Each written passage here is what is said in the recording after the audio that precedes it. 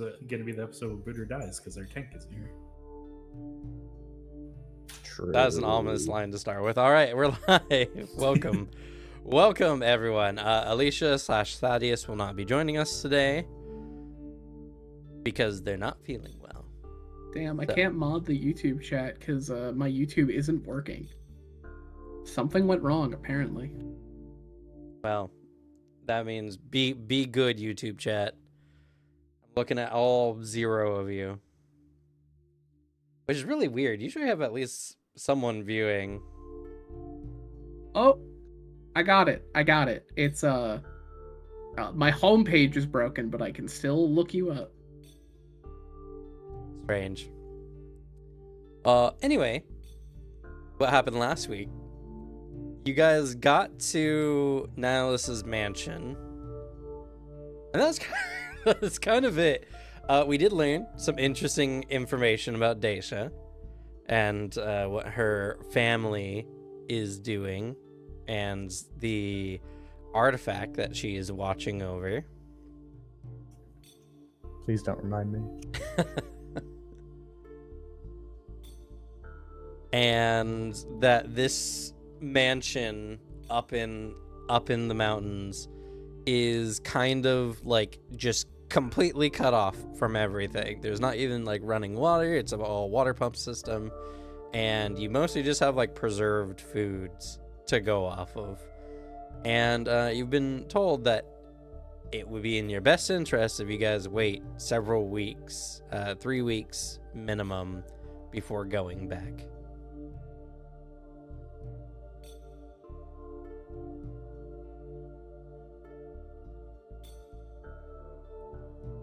And yeah, other than that, there's just some character dialogue, and I recommend going and check out the episode if you want to be filled in on all that. But those are the major events that happened.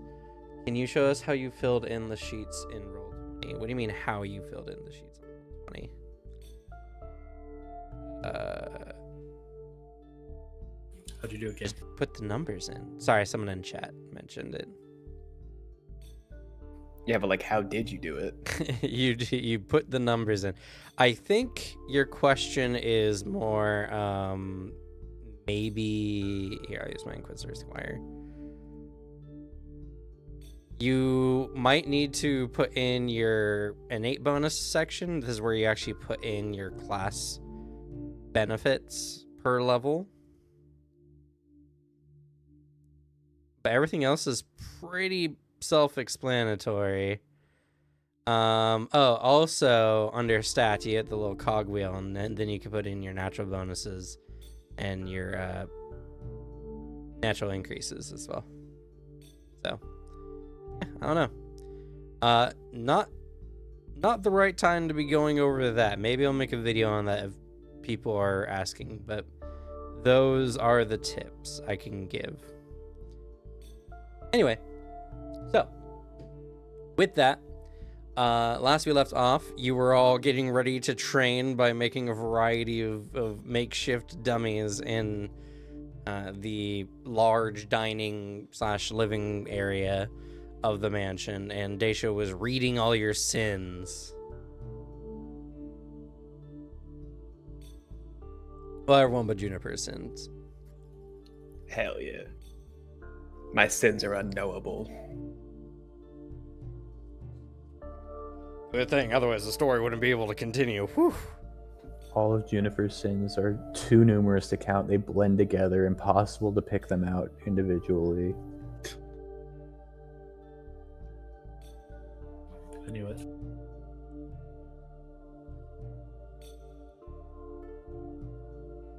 But yeah, so you guys are getting some training dummies set up. Nihilus is in his study currently, and well, you guys have 3 weeks to do whatever, really. You chill, work out, plan.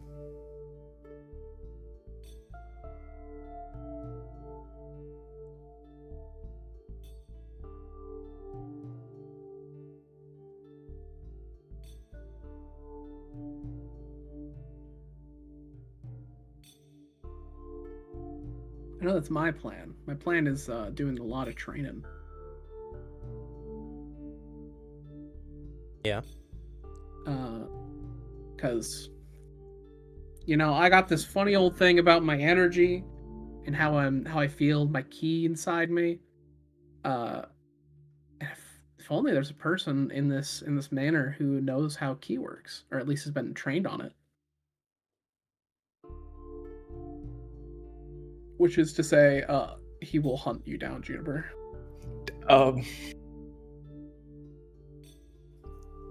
Threateningly or non-threateningly? Eh.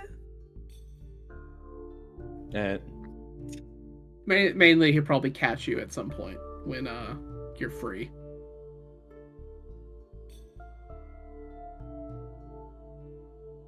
Yeah, I'm sure you're real busy nowadays. That is the polite way of saying when you're not crying in your room. That's only at night. Okay, I'm just saying. Yeah, during the day, she sits at the dining table and cries in public to make us all super uncomfortable. To be fair, No. I won't be there at night because that main window I was lied to. Yeah, honestly, she sits at that main window, kind of just overlooking the grassland towards Daylux, just meditating. Not hard to find her.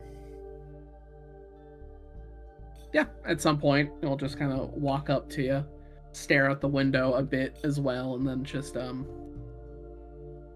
are you feeling?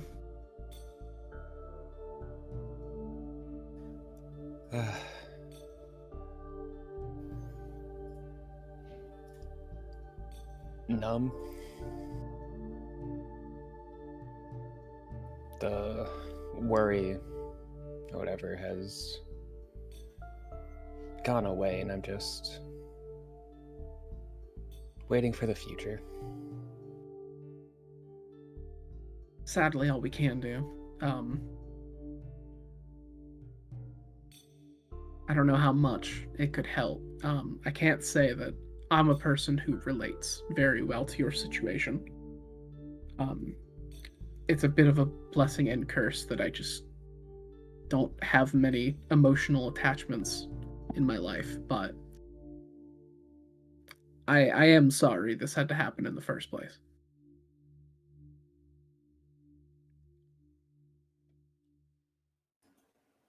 It's fine. I don't blame you. It's maybe not giving away entirely. That is relieving to hear.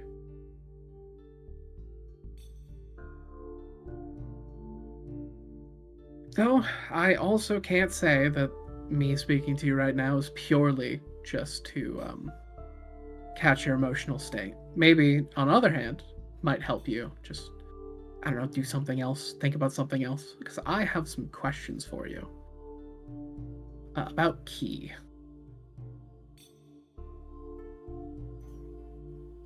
I'm not sure I'm entirely the best to be asking about that, but sure. You're better than me, as you've at least been told more about it. Largely, how to...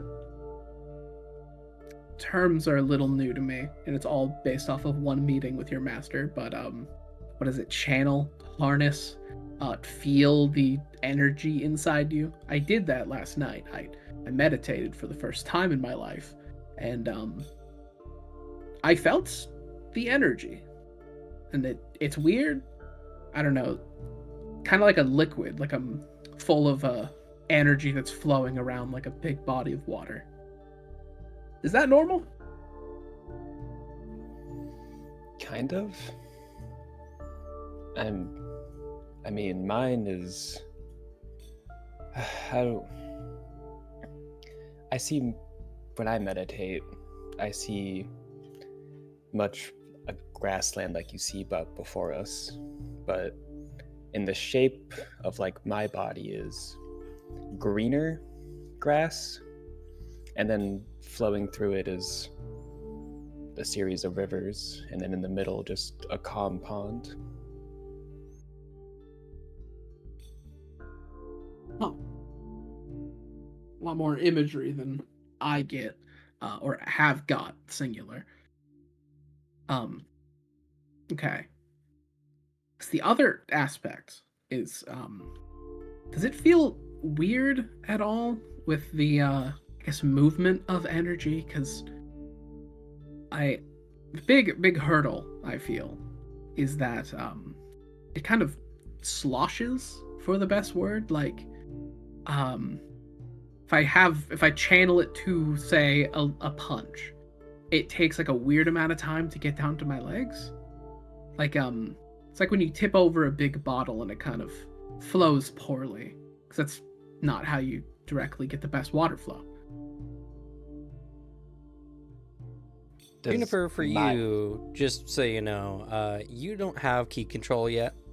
So at the most, you've learned how to like sense your key, and you've learned methods of like visualizing it to help you for when you take that next step. But most of what you've been doing has been expanding your pawn so that your summons can use it more or less. Unfortunately, I haven't really gotten direct control over my key yet. I can't channel it in the way you do. I feel like I'm close. What do you feel like when you're channeling it? Like, how do you channel? I feel like in that case, just to answer the best, he'd try to channel his key.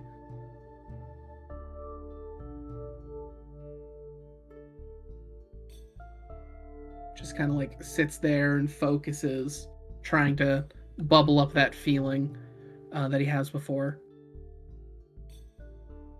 Okay. Go ahead and make a willpower check. All right.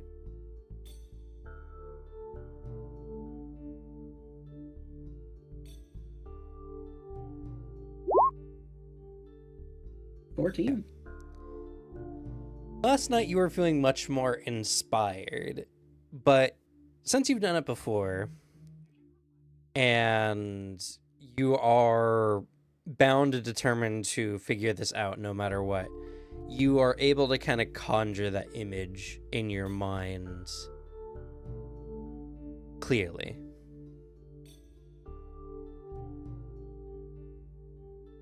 That same image of like essentially just him in a void. Yes. Yeah, he describes that. He describes well, myself in nothingness. With a heightened awareness of how my energy flows. Like water. It is like a current that goes from location to location more than anything else, and I can force it and divert it. It just feels strange. Definitely not a nice nature panorama. He just opens his eyes.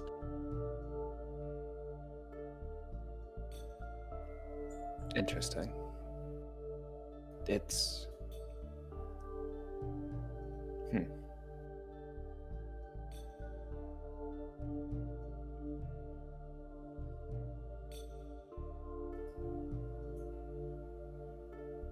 I don't know why my brain just farted there.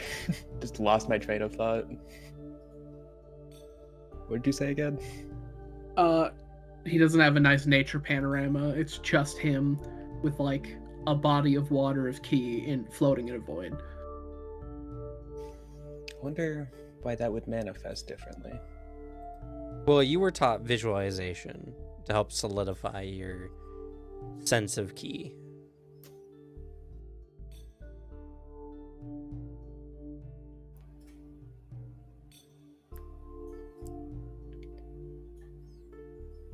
You could probably try visualizing a space you're in. I don't know if that would help you out.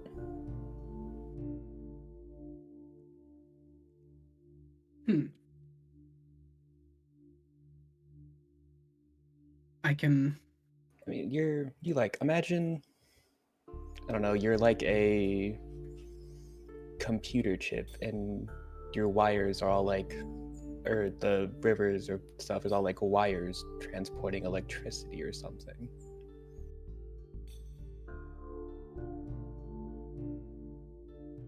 I'll try something like that. This is a bit of my struggle. It's the same thing. Like I told you, I've never been a big fiction writer. Mhm. Closes his eyes and tries to picture, tries to give shape and image to this. So I think he does run through. He runs through a handful of things that some of it's just a little too alien to him. The other aspect he thinks of first is like, I like space, and then he's like, I don't want to think about that right now. It's a little scary. He says he doesn't want. He remembers he has a phobia of the night sky and thinks putting himself in the middle of the night sky sounds pretty awful. I think honestly, one that might resonate with him more is he might picture himself inside of like a lecture hall, like with a blackboard in front of him. Try to like conjure that as strongly as possible. Okay. As you do so, you find the concentration removes some of your meditative focus, and you catch yourself more daydreaming the idea of a blackboard and a lecture hall rather than like trying to find the word. Supposing? Is that a word? Not supposing.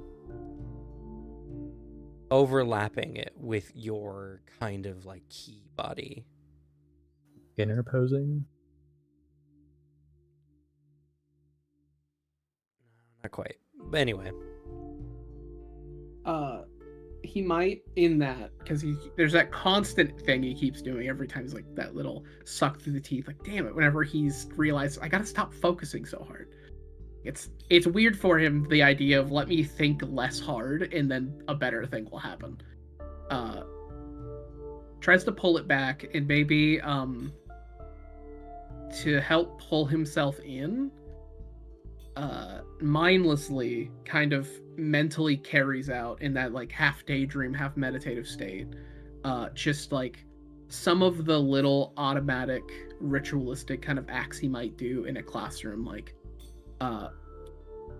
maybe he's erasing the previous class's stuff off the blackboard, tapping the chalk on like the metal holder, like those little things just to put his body in that feeling of I'm in front of a blackboard right now. Okay. As you're kind of going through this, you do feel your meditative state kind of enhance. And in this somewhat meditative state you've entered into, you find that your mind wanders unintentionally. When you're clearing off the whiteboard, there's something to how the eraser smears the chalk that feels reminiscent of how the flow works in your body.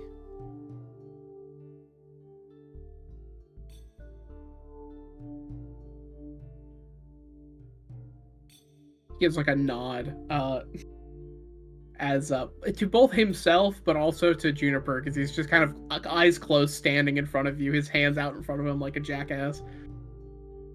As he's just kind of like miming doing shit. You get a very strong feeling you've seen this in a movie before. Someone just looking up at you because you've interrupted her meditation. Yeah. He looks like almost he's doing the whole like, you know, Karate Kid wiping the windows. Wax on, wax off. Wax on, wax off. I think in that case, it's the thing that keeps bothering him, and he thinks he can solve it. That chalk feeling like the flow of his energy, like erasing it. I think he would try to write it out, because there's the issue of how does his energy flow properly to one location of the body to the next.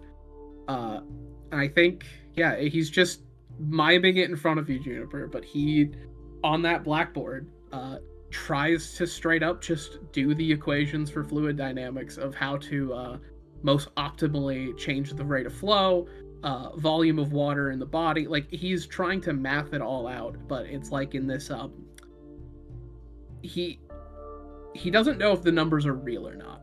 They feel right. As he gets into like this flow state of just plugging away numbers that he doesn't know how he measured for, but there's just that gut feeling of this feels right. Unlike most people who would become distracted or even feel mental fatigue from this, doing this kind of math seems relaxing to you. And you write out the equations, everything feels good. You erase, do it again, do it again. The board starts getting more messier and messier as the residue from the chalk is not something that can be easily like removed in just a couple swipes of the eraser.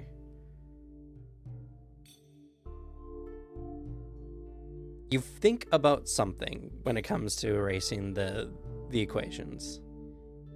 If you take an eraser and you swipe one way and then swipe the exact opposite way, what happens?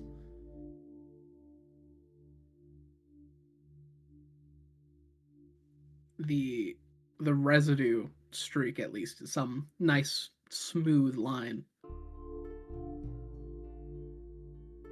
Somewhat.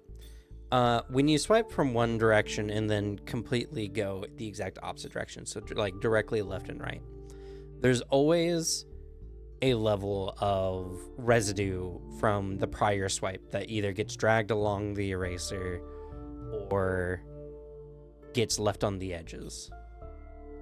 And rather than a singular flowing like line, you get something that feels a lot more chaotic. So how would you better clean the eraser board?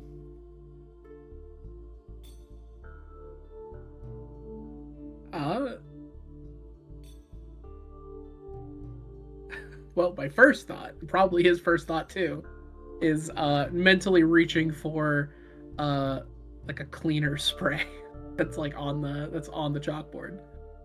Sure. You grab it, Like, begin spraying it mine's- down. then goes through that same process of erasing it, like smacking the eraser to get the residue off and keep going.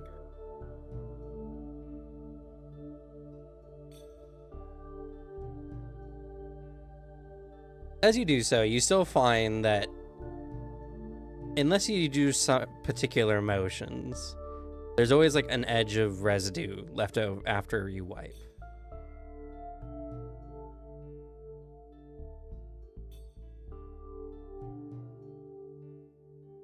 If you were to imagine physically wiping something, what is the most efficient method?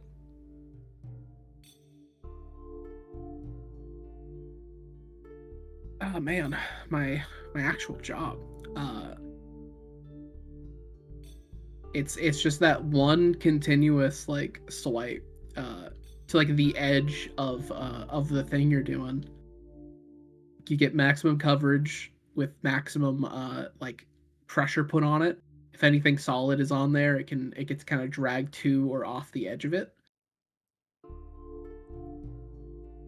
Or if that doesn't work for him, little like circular things. Ah, there you go. There we go. Using circular motions, you can gather all the chalk residue into one easily contained spot. that you can then wipe off the board in any direction.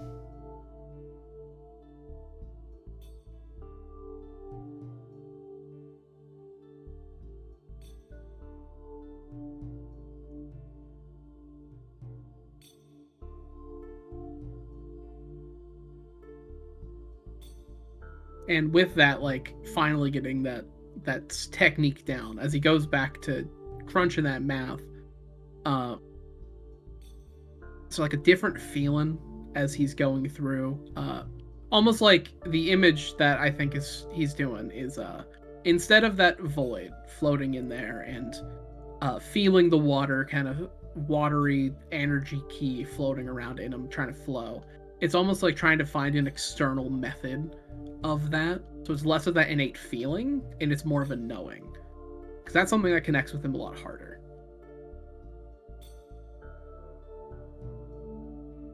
Okay. As you imagine this, an image suddenly comes into mind and overlaps with your meditative body. It's your body composed of chalk.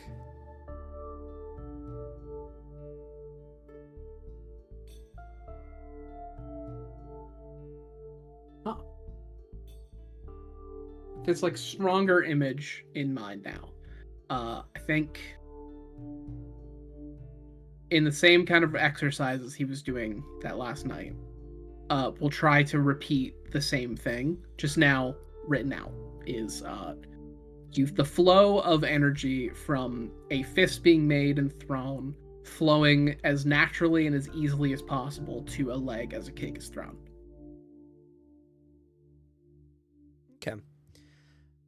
As you start thinking about this process, rather than watching the chalk flow around you, you instead start perceiving lines, as if you're making notations on the board, showing flow from different extremities of your body. And something suddenly clicks with you that never clicked last night. When moving fluids in a singular channel, the fluid only has two ways it can go. And when you try to suddenly invert flow on an already moving body of water, you have to exert not only the energy used to move the water in the first place, but now an equal and opposite amount of water, or of force, to counteract the flow that you have already created, creating more strain, stress, and consuming more energy.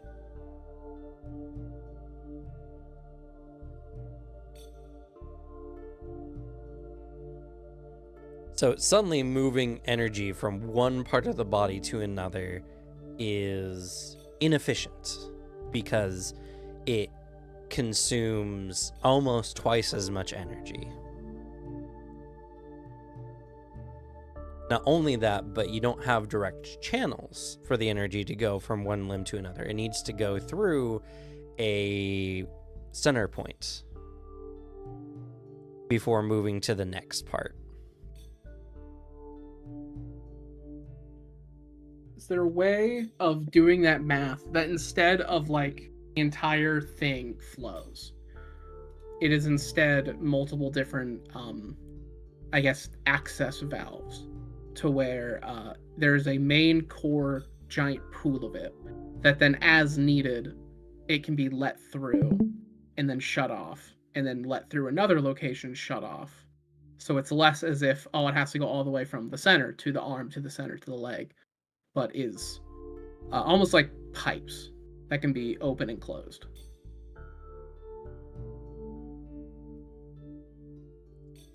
Looking over the math, there is possibly something you could do. Distinctly remember a feeling last night when you had pooled the energy into your leg for a kick. You saw little eddies forming. These little spinning vortexes.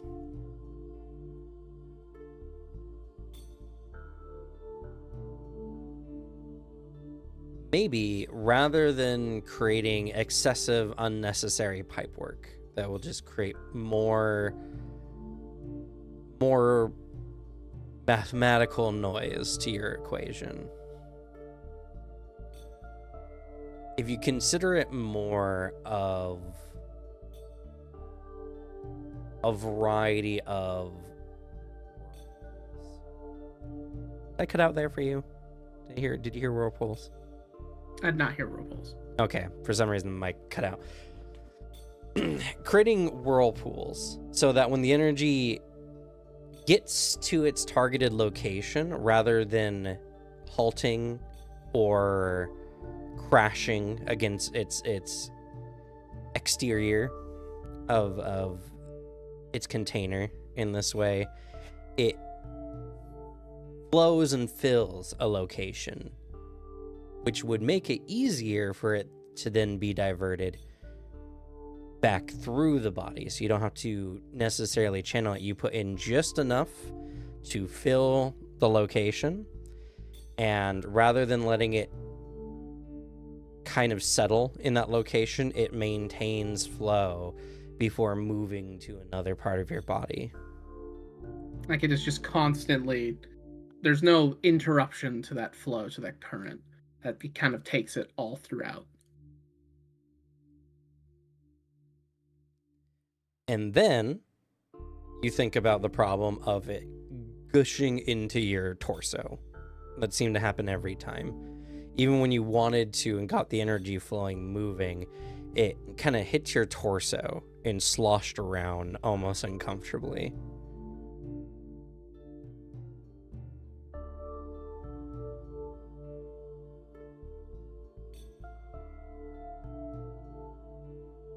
It seems like it needs to flow through your torso. That seems to be like a common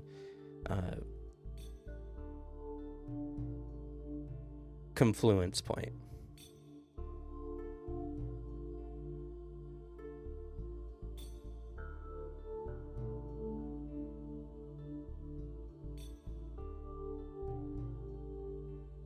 So how would you fix this?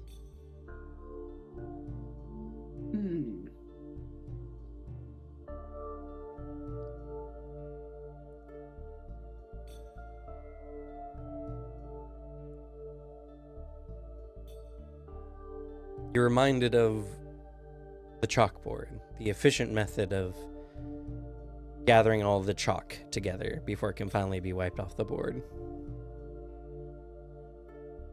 There is also the aspect, because it's him, and it is what got him started. A bit of his own thesis was about the idea of using almost like the orbit to slingshot something to help offset fuel.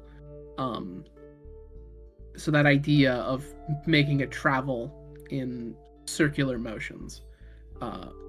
There's like the double-headed way I think he's approaching this mathematically, of it flowing into like his arm for a punch, those whirlpools helping it keep from full sloshing and settling as it flows back, and almost trying to establish set points in his torso that kind of keep that motion going, that circular motion. So then the flow of it is just a lot easier when it's coming back. It's almost being like guided along to where the next place it needs to go. You say this and you get an epiphany. What if in this gravitational symbology that you're using, you created a gravitational point in your body?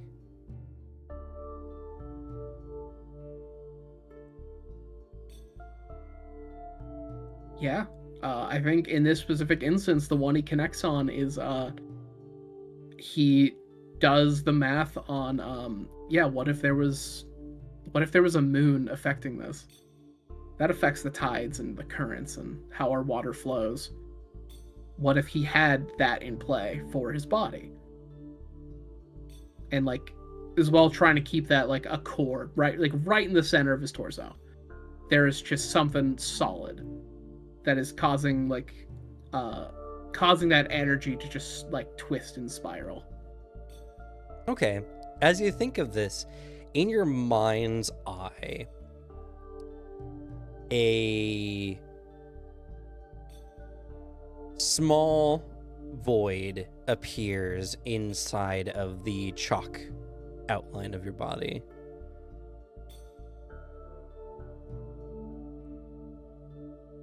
You have an innate sense for this kind of center point. And you can feel it now in your body. There is something not necessarily dense, but everything else seems to flow around it.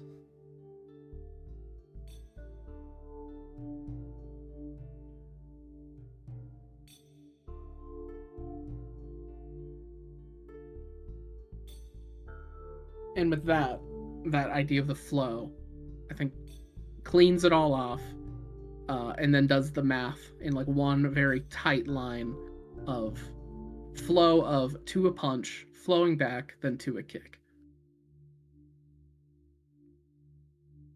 Okay.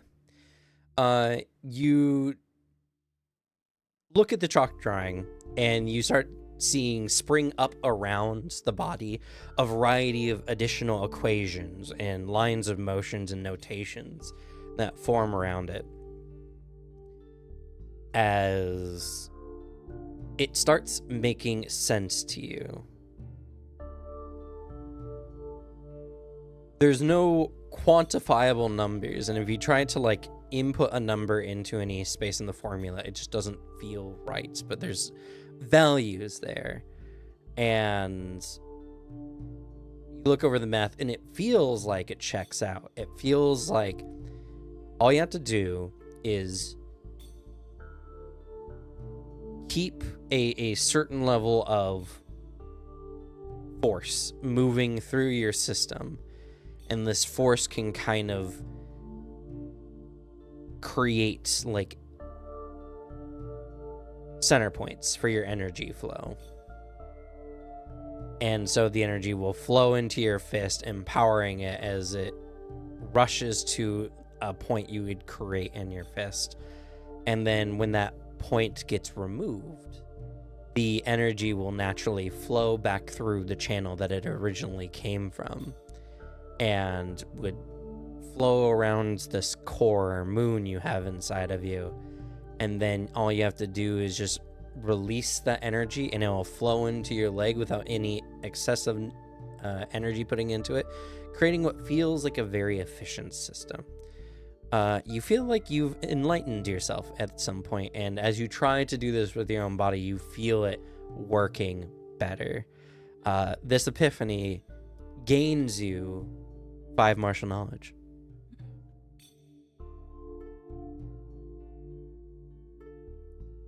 Oh shit. I think, and finally he opens his eyes. You see Juniper 5 feet to your left, so she has an unobstructed view and is meditating again. I think not even specifically aimed at Juniper. He's just like, he comes out of that, kind of mimes the punch kick, feels that out. There it is. There we go. Oh, you done finally? Oh, I am sorry. I pictured something. Nice. I don't imagine this is as standard, but I did the math. She tilts her head like a dog, confused. Ran through a bunch, but the thing I know the best is sitting somewhere, crunching the numbers. So I, on a blackboard, did the math of my key and its flow. And I believe I've created a very efficient system to make sure it can flow as smoothly as possible.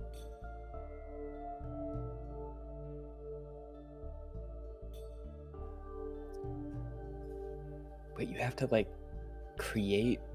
Oh, that makes sense. What's your method? Of creating ki? Or like would you imagine to visualize your flow?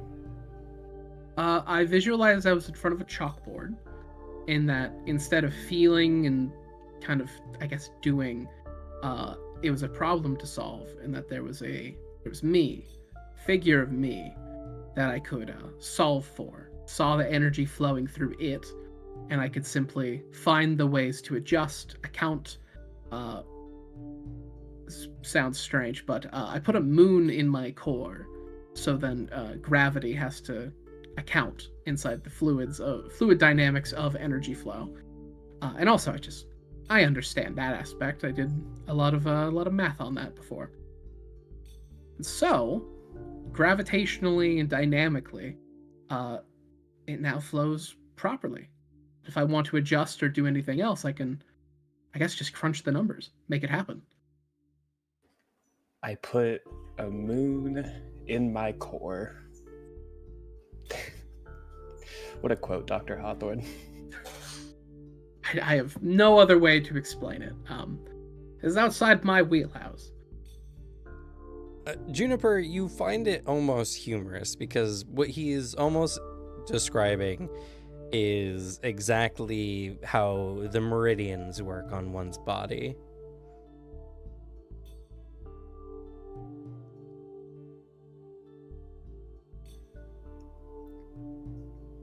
Dr. Hawthorne, you've been told that you're a smart man.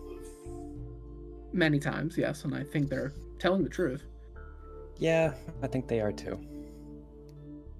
How you've stumbled and mathed your way into ki is honestly impressive. Just a little nudge and there you go. I don't like unsolved problems. He has that same fucking, like, that slight shit-eating grin of like, yeah, you can keep piling it on, when people were complimenting his books.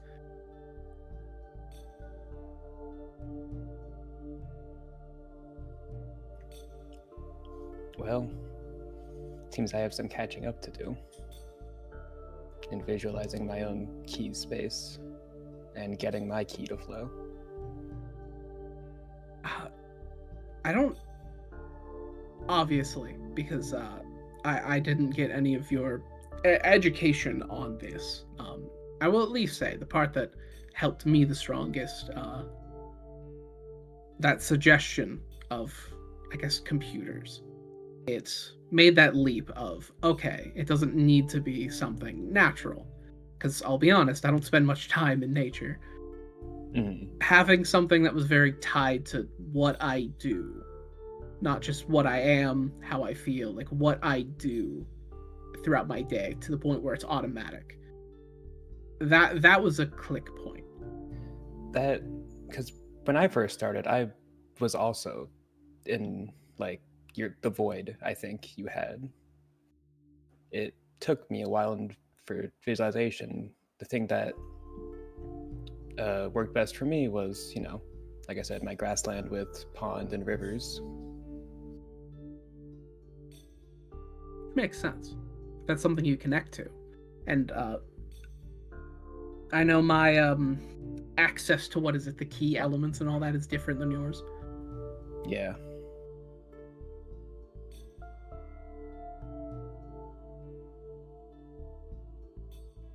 Well, I don't know how much help I could be in your own ability to learn and do this, but if you would at least like a training partner, I'll do it.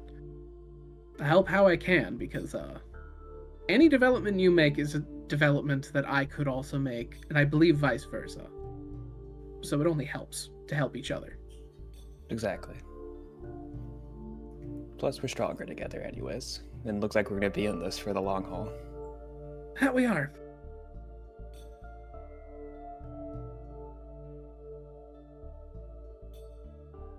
Well, I'll leave you to meditating. I'm gonna go learn how to, I guess, punch as good as possible.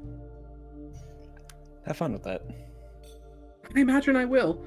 So you'll wander off.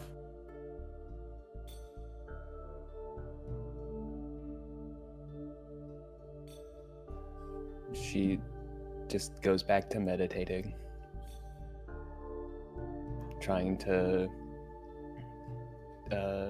get her rivers flowing on her command. Yeah.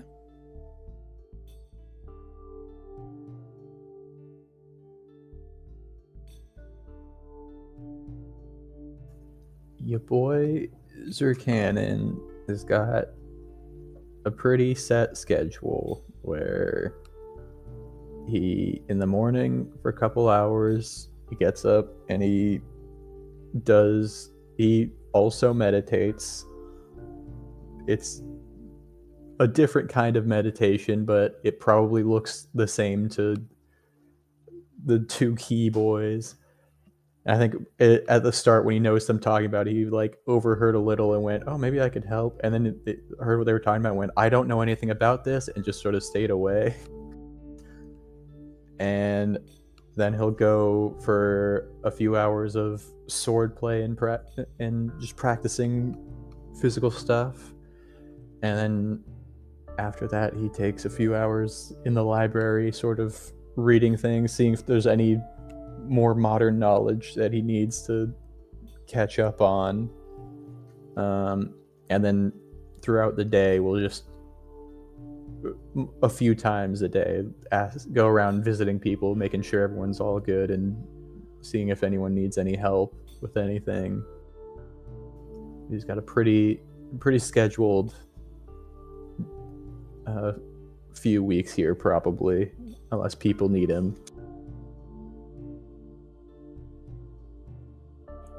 It's being snatched for language lessons. Yeah, he's good to teach a language. He's got a lot of time.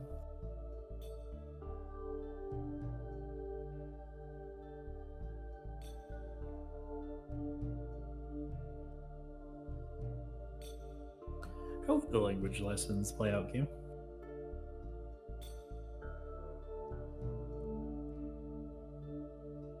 So, Alphonse is already rather interested in languages, and when the hard part about learning languages, especially when it's mostly from a written perspective, is it's kind of like a code. Without a cipher, most codes are pretty indecipherable. So while you could look at the text and you're very familiar with things like syntax and general sentence structure and everything like that, none of that means anything, especially for some of these languages that you have access to, if you don't have the proper context. And with Zerkanin's aid, for the languages that you do know, it starts clicking and making sense incredibly quickly, at least in a written sense. Once the basics of the language structure is given to you, it mostly just becomes a method of memorization, because certain words refer to certain types of things, and especially for the Sylvan-based languages, they are very much rooted in the context of each individual word. So something like a tree in the Sylvan language is not a simple thing. Every tree has a kind of like an an adjective kind of attached to it, where in the Sylvan language, a tree is different than a sapling, of course, but Sylvan have words for every stage of not even just trees, but a variety of plants. And so it's just about memorizing a lot of that. And Zerkanin, despite it being a long time since he properly learned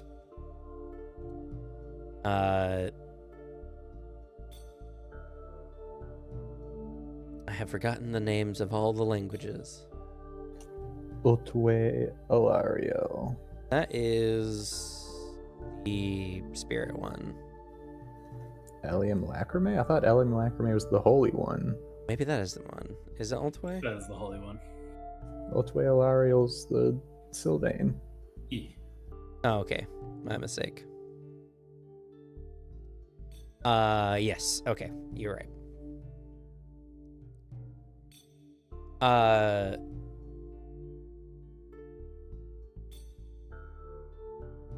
It becomes something of a cue card kind of thing, where rather than like a word and then on the back is the Latin version of that word, each card will have like several words on it referring to different aspects or stages of a particular word. It's also a language that has a somewhat unique kind of run-on aspect. So there's a variety of words that they wouldn't say like a schoolhouse, or at least they wouldn't be like separated words, but rather they would flow together into a singular word that has particular structuring based on like the vowel or the sound of the word and how it would blend into another word. And it's something that Alphonse, once you get the sentence structure, it just becomes a game of memorization. And you pick up on it pretty quickly, to a point where, as long as you know the words, you are able to structure a sentence in a near fluent fashion.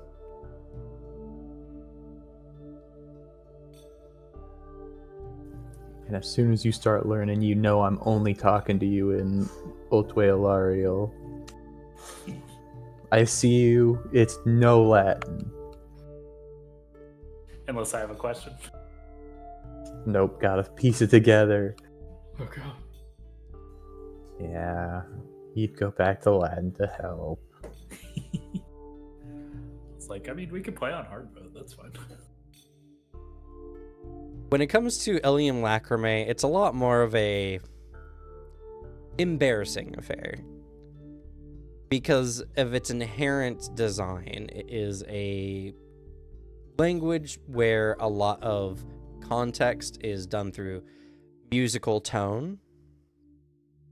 And Elium Lacrimae is not a standard like language, because its entire design is more about symbolism and it's more about the telling of stories. You wouldn't converse standardly in Elium Lacrimae.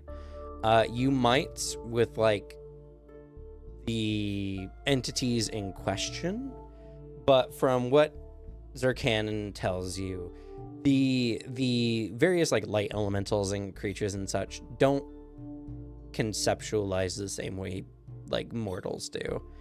And so a lot of it is more vague and based on impression and feeling rather than like direct nouns and verbs per se. It's a very bizarre language and much more difficult to kind of grasp the general nature of it. As you go through the lessons with Zerkanon, you feel this is not a very practical language. At least by human standards. And it's a bit embarrassing because you guys are just sitting over there and you kind of have to do like a variety of choir-esque singing in order to recreate the language appropriately. You're And just awkwardly standing and singing at each other. Zircanon's not embarrassed at all. He's not awkward about it. He's proud. you know, like the best way I can example I can give is imagine going to a fast food place and in your best choir boy like imitation ordering your food.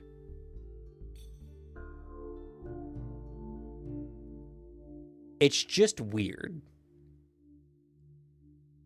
It's just weird, and when you put into the concept that you're not even directly asking for the food, but more of like asking for the ideas of the food.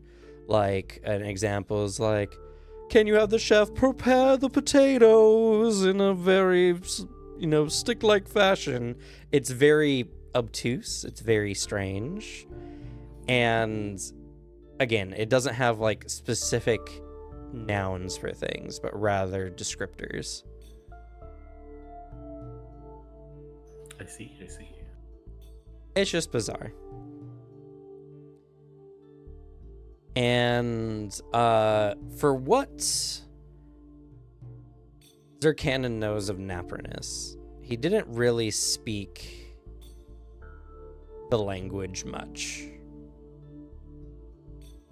in the past. And Napernus being the Duke Xeris main language, it has a lot of similarities to Sylvan, but it's a lot more rigid in some ways. A lot of words have dualistic meanings, and the context for those words matters the most. And the language has a lot of like homophones, a lot of words that sound the same but mean very different things in different contexts.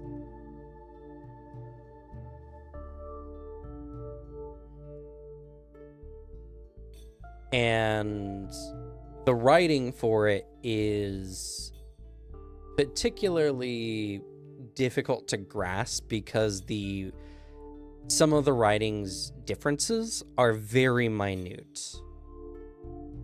And it's kind of like, for anyone who knows like a variety of kanji and like hiragana specifically, some forms look so similar to other words, but there's like a little line or a little like way the line is drawn that completely changes what word you're even writing in the first place. And the best way I can describe it is, imagine like Japanese kanji, but written in the style of like Arabic.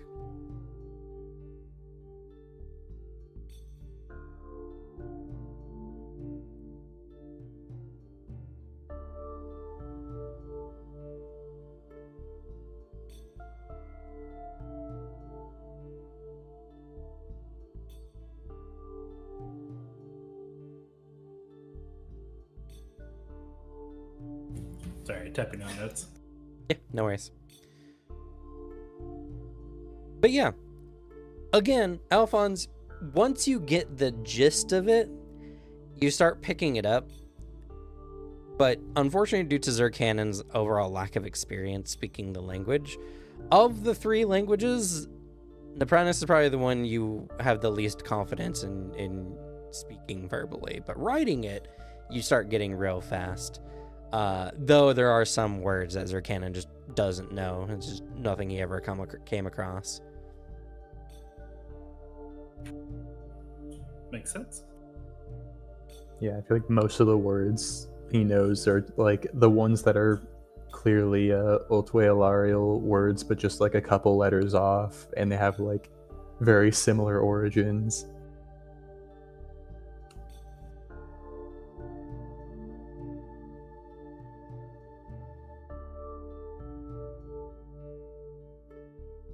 Yeah. Over the course of the weeks that you're doing this, you gain a decent grasp and as long as the writing is not particularly complicated, you feel pretty confident that you could read all 3 languages. Also, you get a +5 to your history. Hi.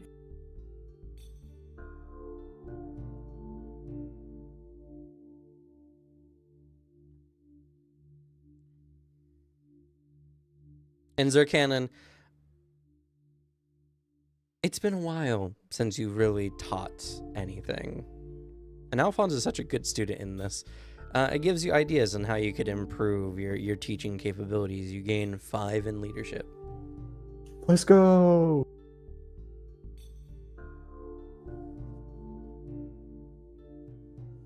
Now I need to come up with a leadership specialty, specifically teaching.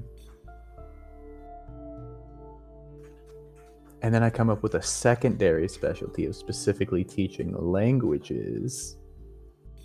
Doesn't work that way. Unfortunately, I don't think leadership has the specialization. What? I can't specialize in leadership? I think you could specialize in teaching if you wanted to. No.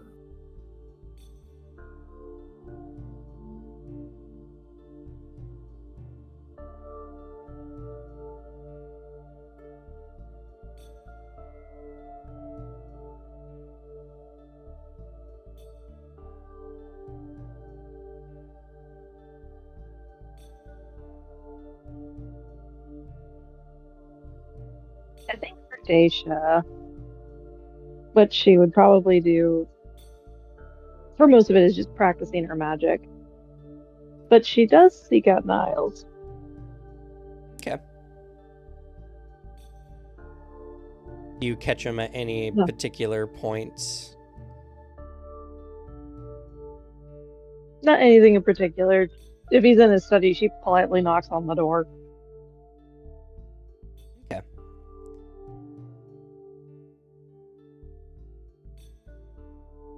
I have some questions.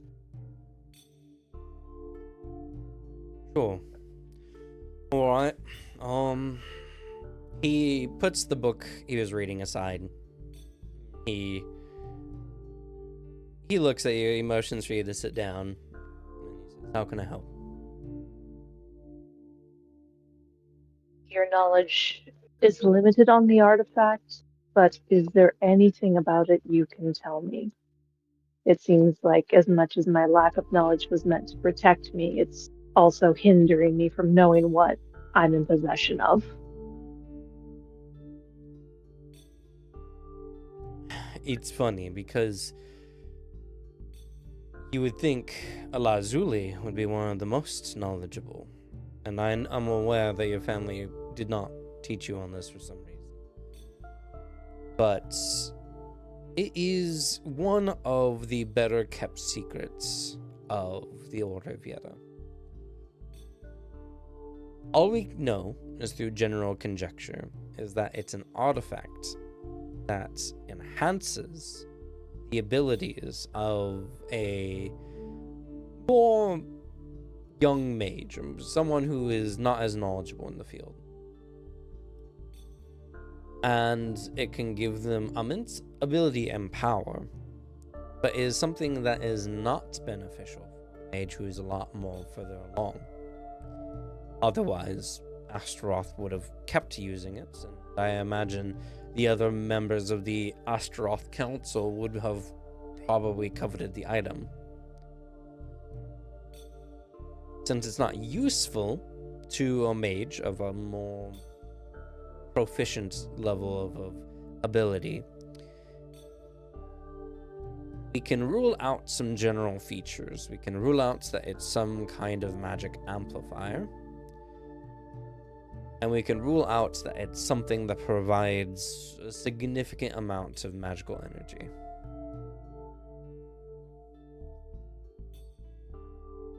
It might be an artifact that confers knowledge, which once gained would no longer be beneficial to you to have around.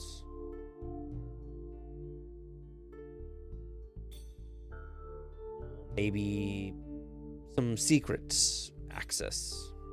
All we do know is that it's something that has a unique quality when reacting to strong magics. We've been made aware in the past when others have tried to gain this coveted object, especially in the earlier days of the Magus Order when we had more zealous members and some factions that felt like dealing with the Order of Yeta was the quickest road to coexistence. There was a terrible disaster, and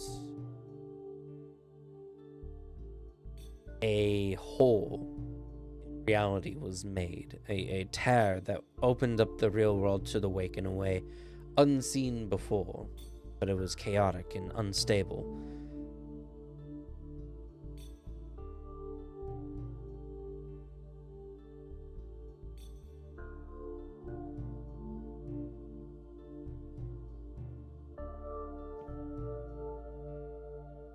Was it ever sealed? Naturally, the phenomenon collapsed on its own, but not before killing many people. Back before the walled cities were much of a thing, it destroyed an entire town of no less than a few thousand people. Not only that, but it released horrors from the wake.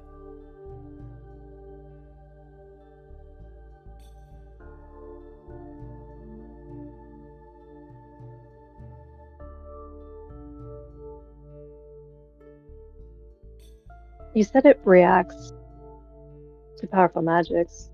In what way? No. Just that when the battle over the object ensued, and a proficient mage used a relatively powerful spell, something nearing high magic levels. It ripped a tear in reality, and the madness of the wake seeped in.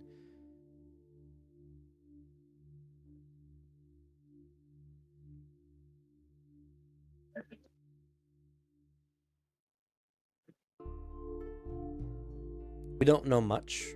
No one survived the encounter.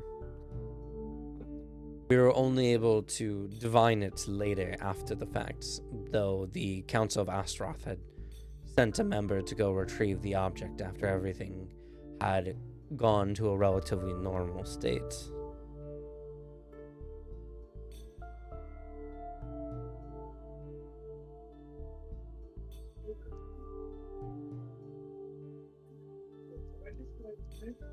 Okay.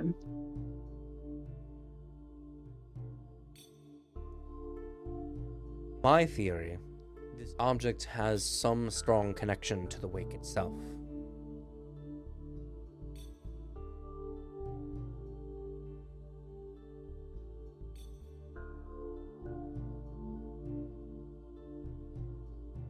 Maybe it acts as some kind of viewing portal to the wake, so that the one who is in possession of it can gain knowledge that would be much more difficult for another mage to get.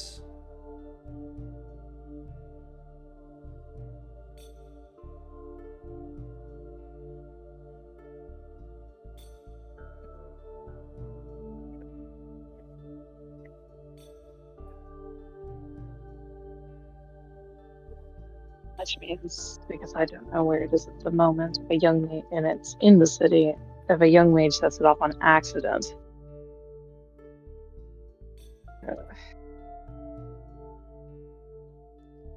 Well, I doubt an object like that would be so easy to gain access to its abilities, though it's hard to say for sure. But it did project one of the most powerful mages of the Order of Yeta to his position. It's even called his legacy, so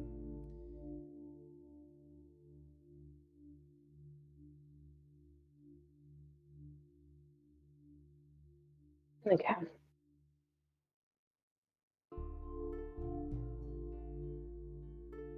And maybe if I get the object back, I can carefully look into it. Research more than anything, not try to activate it.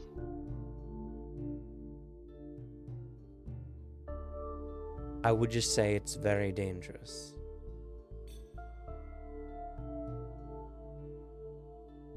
It is, but at the same time, I feel like so is a lack of knowledge on this.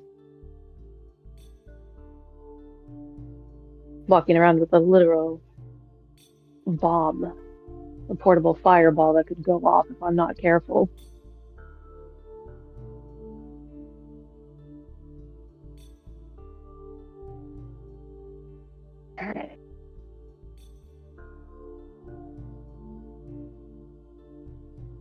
I just have another question, not related to this. Do you happen to know a way to increase recovery of your Xeon? Without any magical items, just naturally increasing it.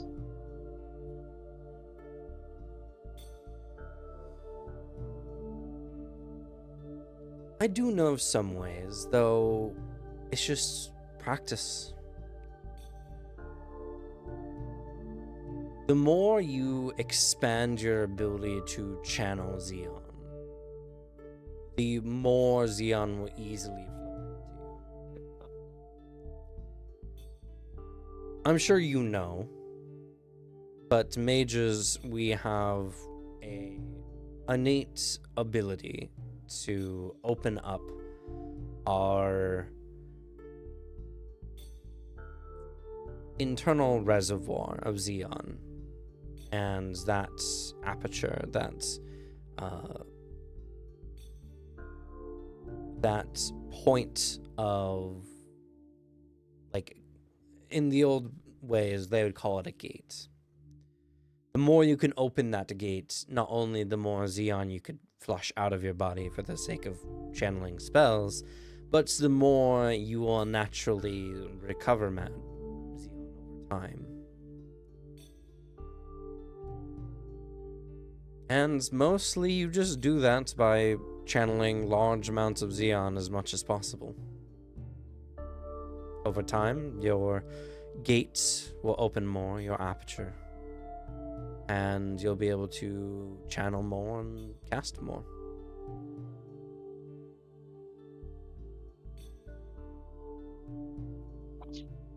Is that what that scroll said? Oh. You did not come through on that one, I'm sorry. She like puts her head in her hands and is like, that's what that scroll said. Okay. Though, I will say, there are a variety of magi out there who have developed techniques to make their soul more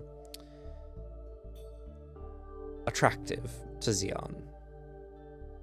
It's hard to describe in normal, sensible terms, but more or less, rather than expanding their gates, they have made their soul more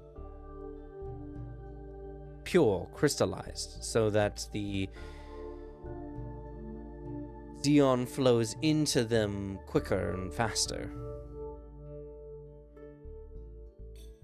It's a method that, if not taught early, can be difficult to obtain. I myself have trained as a mage my entire life. Both my parents were mages.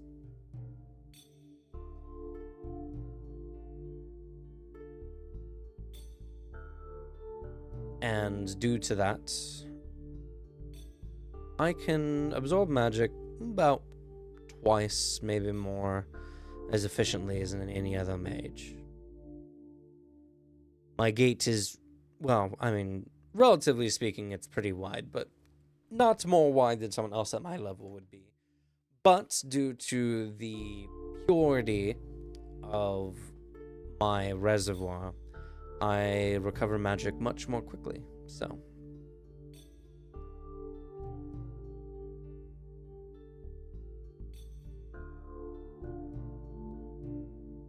I see.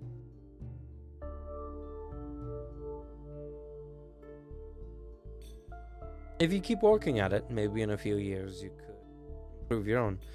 I would just say that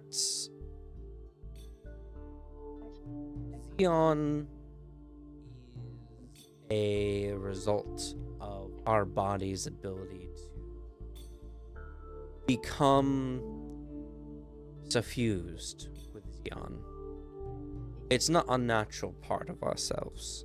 We become walking wells, as it were, like a sponge.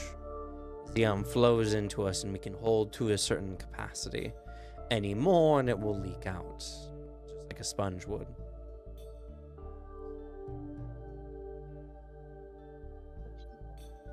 So, if you can create within yourself this kind of quality that allows Xeon to saturate more, then you can have a higher level of recovery.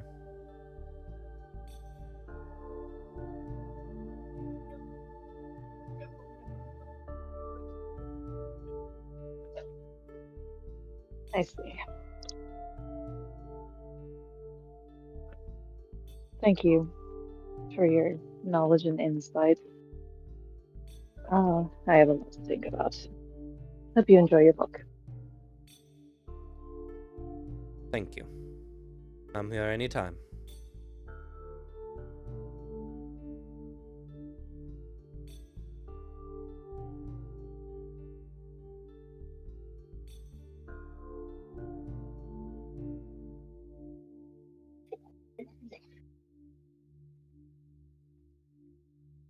All right, well, with that, is there anything else anyone wanted to do in the several weeks that you have?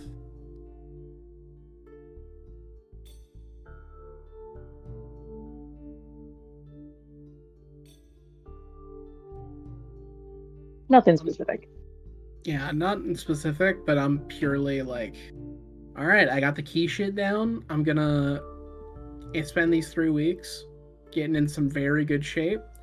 Gonna be learning how to use it as good as possible with my like martial arts, and just kind of doing physical training the whole time.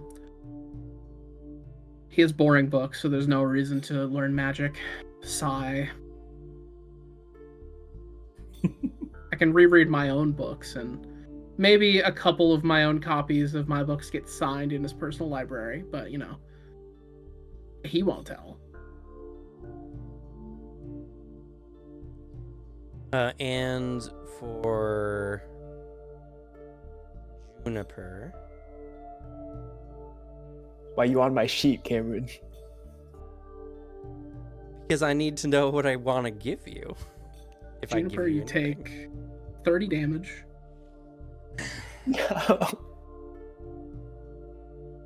And also because it's just narratively appropriate. I mean, you have 65 unused key at the moment, True. so you can pick up key control anytime.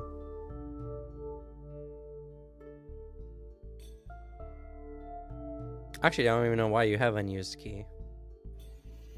Yeah, honestly, I think that's a mistake. I don't know where that 65 came from. I think you told me to put it there for use of like future stuff or whatever. I don't know why I didn't put that into key abilities. Yeah, because you have 80 from your advantage. Oh no, didn't you? You spent some of your development points on martial knowledge, didn't you? 5 for 5. Yeah.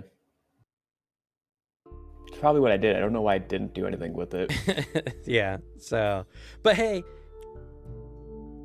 Juniper maybe with some inspiration learns to control some key.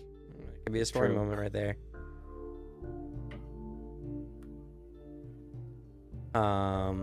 Yeah, because everything else I think checks out. I don't remember how much a major seal was. I think it was 30. Or is it 20?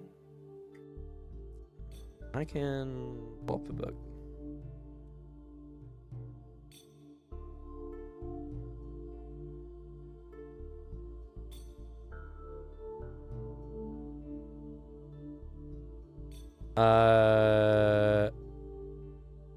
Minor seals are 30, greater seals are 60. And yeah, that makes sense. Because you spent 100, which was the 40 for your use of key, and then 60 for the major seal.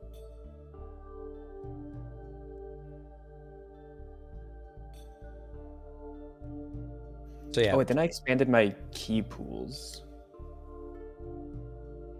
Yeah, but that's other development points.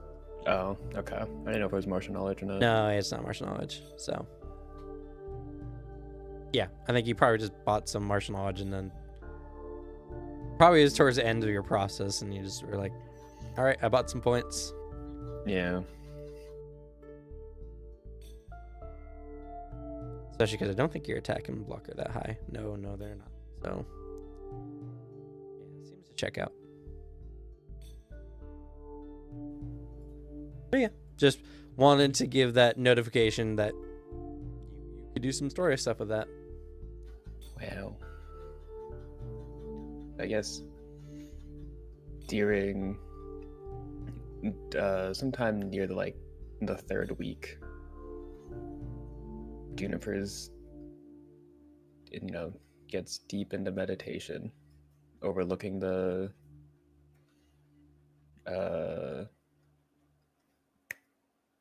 grassland out the window. I don't know how heavy you want to get into this. Like, we want to go how you were doing it with Alex.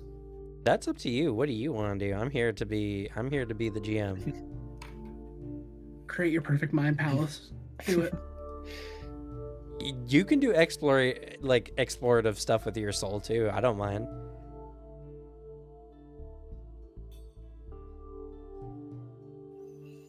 She begins by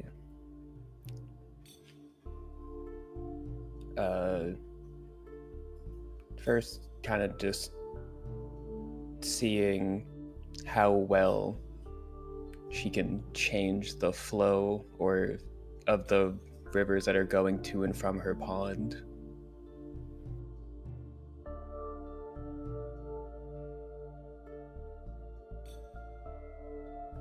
And I guess it runs into that same roadblock that Dr. Hawthorne did.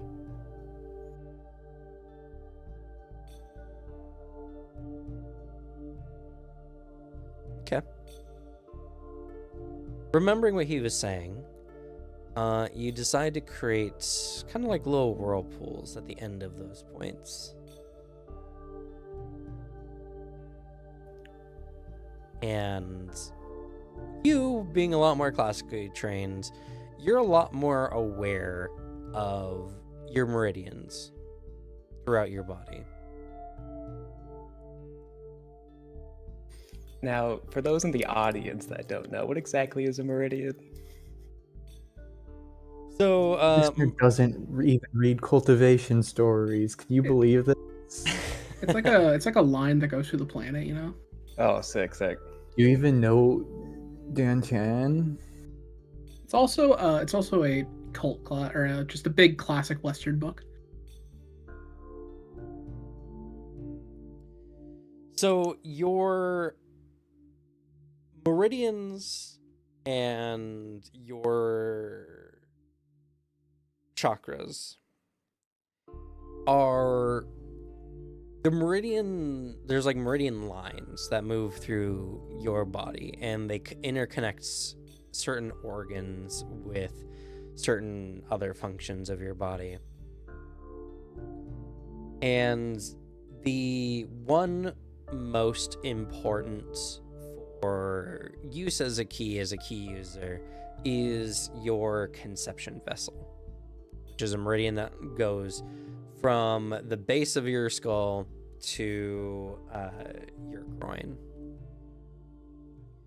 And on this, there's a variety of meridian points. One at or above the navel is called your prime meridian.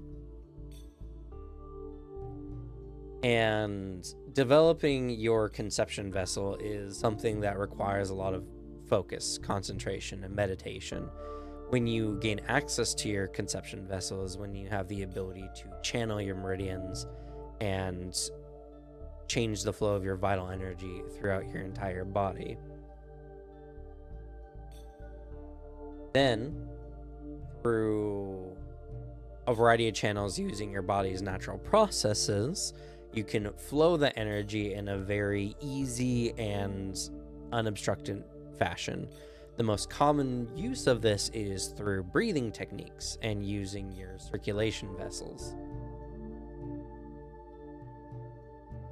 to reach the meridians into the different parts of your body. So it's oftentimes, to get your ki flowing would take a big inhale, a deep breath, expand your diaphragm, and then through the process of breathing out, you associate that with the energy moving along through your circulatory system. And then you can focus the energy onto your meridians. There's a meridian on your palm, a meridian on your fingertip, meridians on the top and bottoms of your feet. And there's a lot of ways that this can be done to improve personal health, improve a lot of other kinds of things. But the main thing for a key user, and we'll kind of restrict it to that so we don't get overly complicated in this, is you channel and pull your ki into your prime meridian, and then you flow it to a different part of your body. And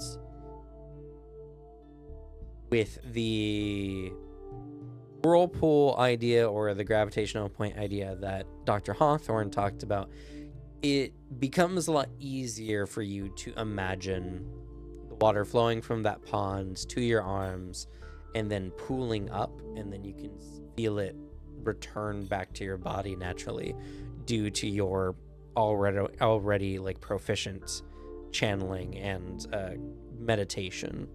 So it becomes almost a secondary process. Is once you get the energy flowing, it'll flow back to your prime meridian, and then if you cycle it and kind of create a whirlpool in your meridian, that allows you to more easily then keep that flow going and to make the transfer of energy easier. So over the course of these weeks of meditation and flow, you start to feel the energy circulating through your body better.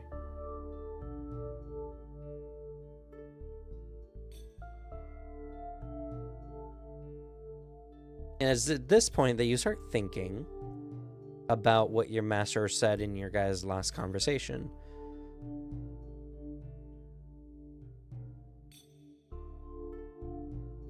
About my key path? I think that was a yes. It didn't entirely come through. Oh, I'm sorry. Am I cutting out a lot for you guys? Every once in a while. Yeah, it's not a lot, but I It's think like lot a more than word or usual. two. I think it's just my sensitivity. my God, Cam's too quiet for his sensitivity. Holy. No, my sensitivity is just too high. Or too low, rather.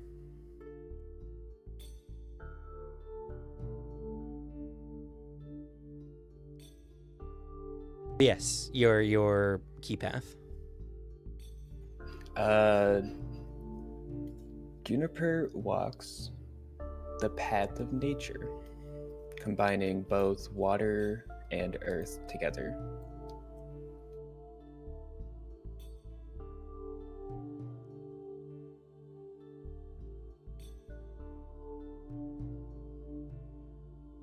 You feel a need to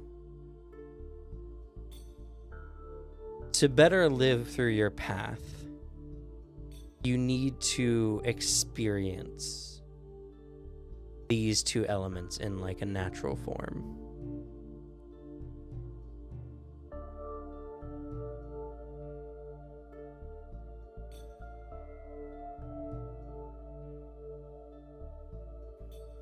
More green spaces in your neighborhoods.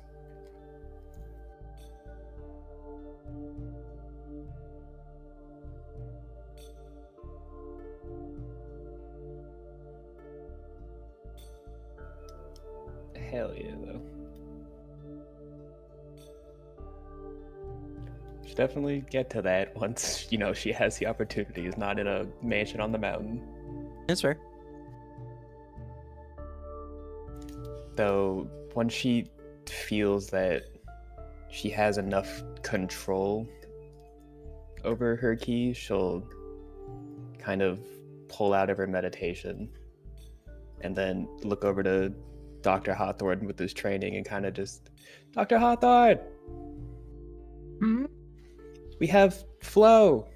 My key! Oh, hell yeah. Got the...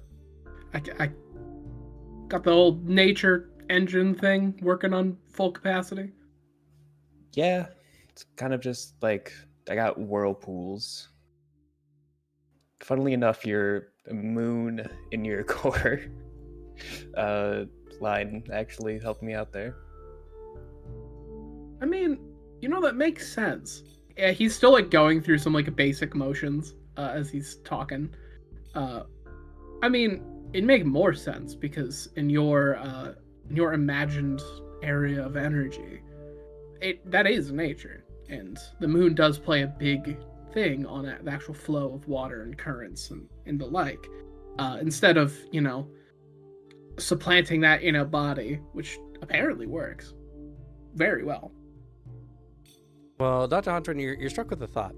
Ponds and lakes aren't necessarily affected by the moon as much. Their flow comes from something completely different.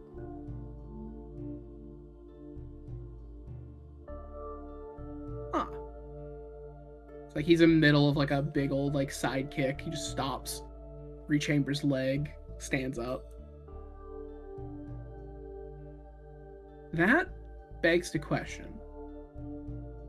Ponds and streams and rivers the like. A lot of those aren't full gravitationally. Well, some. Because one of the big powers of some river flow is just elevation. And it's already going in a direction it's going to continuously go. Huh.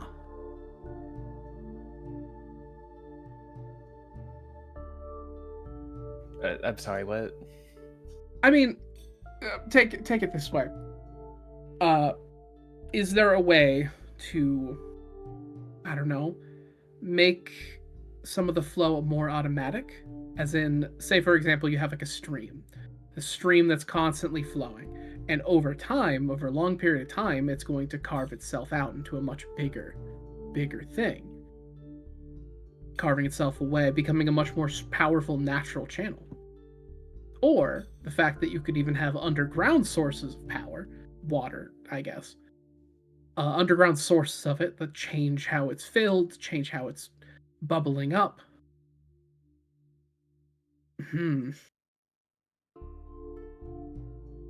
How many things could we supplant into this, how our energy flows and fills and pools, by just using, I guess, the metaphor of fluid dynamics? We could make the actual energy flow go out much harder, maybe even make it deeper, make it more natural and automatic.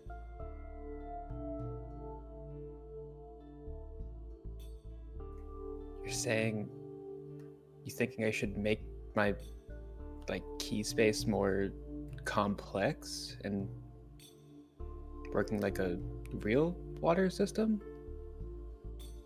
Wouldn't hurt. If it's something that at least feels natural to you. You already have a naturey aspect, and why not make your entire system something natural? Water cycle in there, or A thought Just- comes to you. You envisioned in your core a moon to create a kind of gravitational catapult-like effect for your energy. How would you cause water from a pond, as she described it before, to flow more easily or more powerfully to other points in her body? First thought is channels and dams.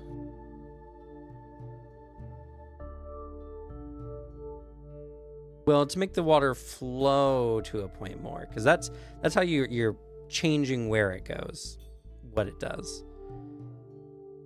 But what is required for water to flow really like anywhere? You said it earlier. A source for it? The first thought is water flows to the lowest available place it can in the easiest path possible. So it's more water you got, the more water that'll flow in that direction. Sure. So if it flows down the easiest path, what would then make it easier for this pond water to flow to other parts of her body? Elevation. I have something there.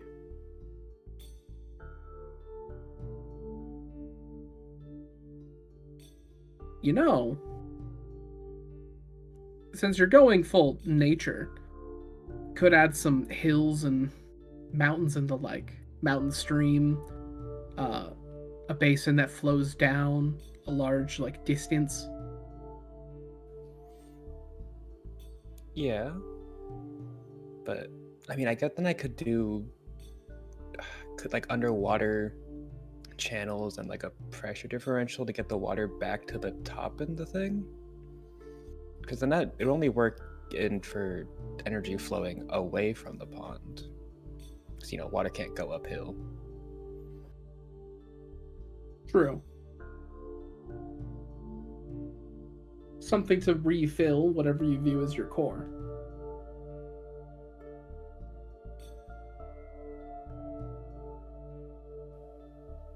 It might work. Juniper, you get this thought.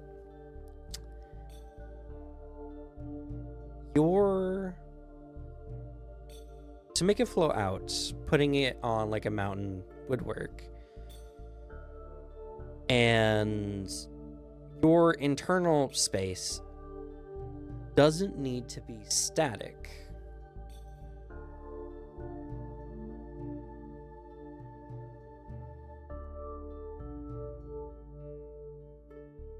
Oh my god, I'm gonna have a living key system with the path of nature. If you think about it and knowing your training, there might be a way, either through specific motions or kata, which is like practiced like sequence of movements, to, while simultaneously like moving energy through your body, changing your internal mindscape for visualization purposes. There was that really nice cartoon about those characters who could manipulate the elements, and they integrated cool martial arts moves into using it.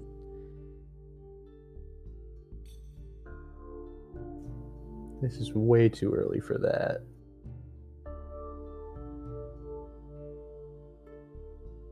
I don't know what you're talking about. This is this world's version of a cartoon, you know? This is an alternate universe where Avatar was done like 10, 20 years earlier.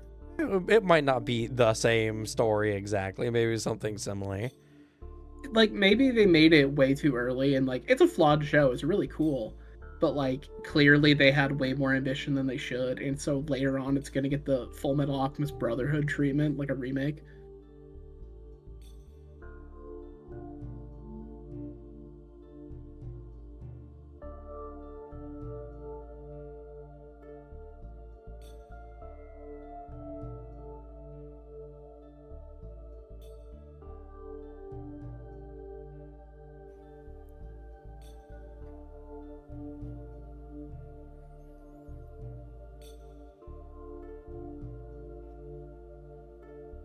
for now, though. She has the key control down, so she feels content. She kind of just stops meditating for the day and watches everyone else do what they do. Okay. Well, your revelations for the day have helped you on your journey, and you gain 5 martial knowledge.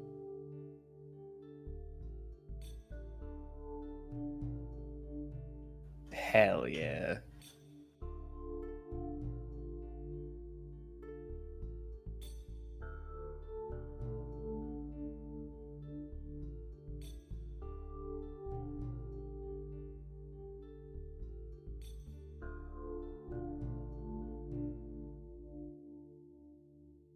All right, well.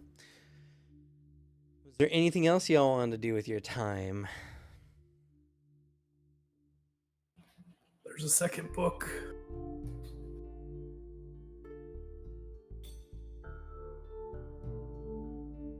Okay.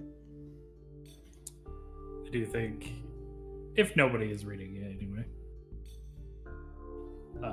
Alphonse will go and hit up Dr. Hawthorne for the second book that he procured from his secret. I guess not from his secret connections. He actually got it from the guy's house that we're staying at. Yeah. Which, unless it was returned, which I imagine if it's been weeks, Deja had that. Or no, was studying that.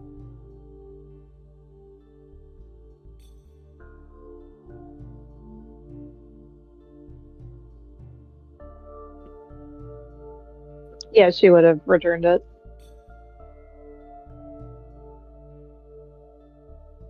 So, yeah, he's got it.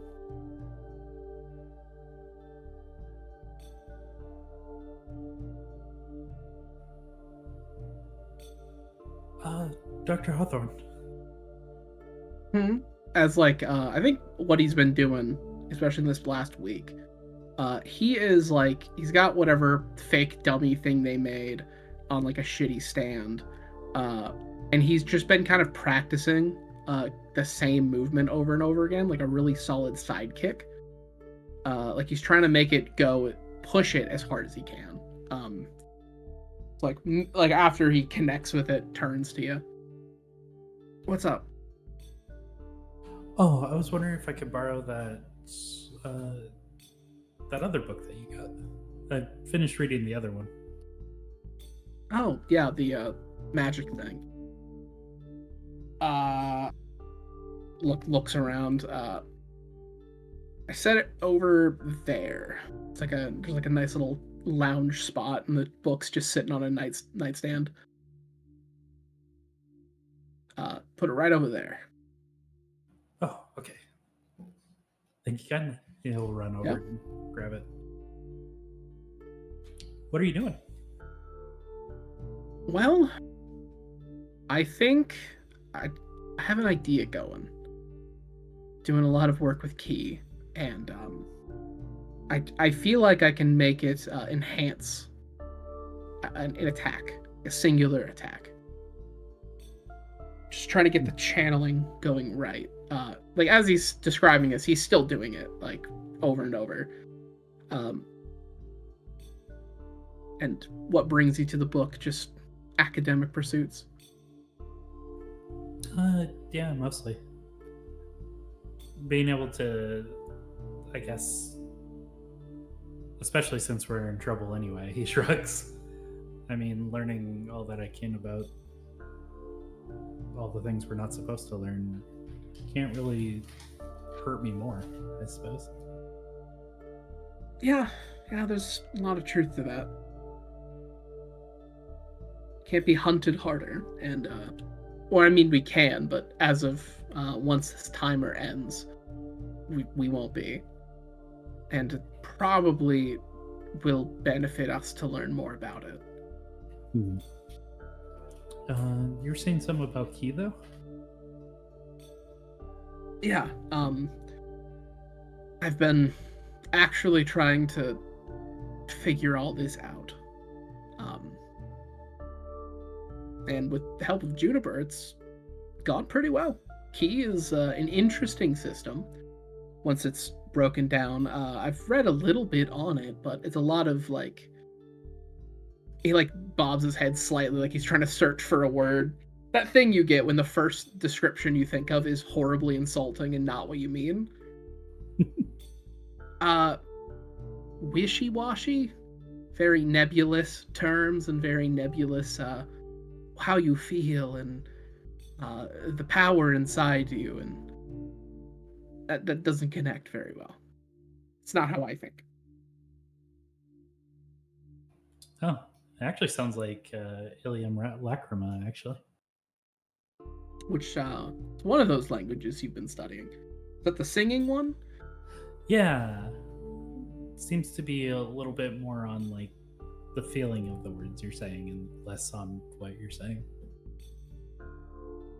Face scrunches slightly, like zero judgment on the folks who used to speak that, but yeah, it's a language I wouldn't really be that good at learning. Maybe. Maybe the other one would probably be more your speed. The one that I was looking into before everything fell apart. The one that gave you the, I guess the figures, the almost like look into another time or something. Yeah.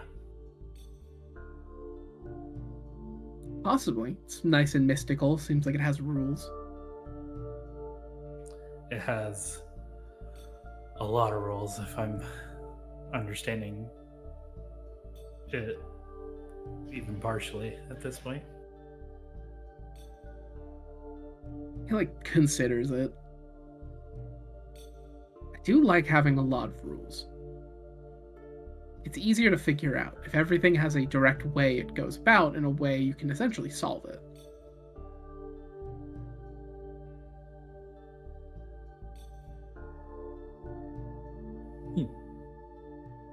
So that's, I mean, at the end of the day, if it's set up like that, then it's really just a puzzle.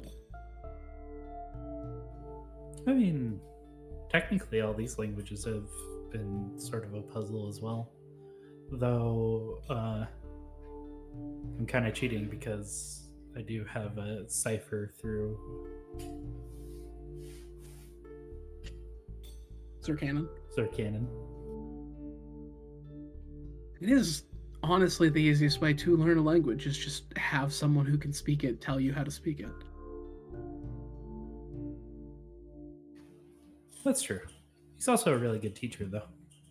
If you ever find yourself interested, I do recommend. It might come up, because I think I mentioned it before, but if there's an option that the things I'm curious about and like looking into will be in his language, they're long-lived, so if they've written a lot of things down, I'd love to read it.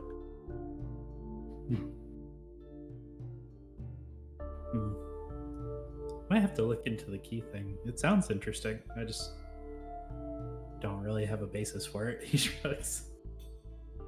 He makes the face of an academic, especially a faculty member of academia, hearing a student say he wants to jump majors again.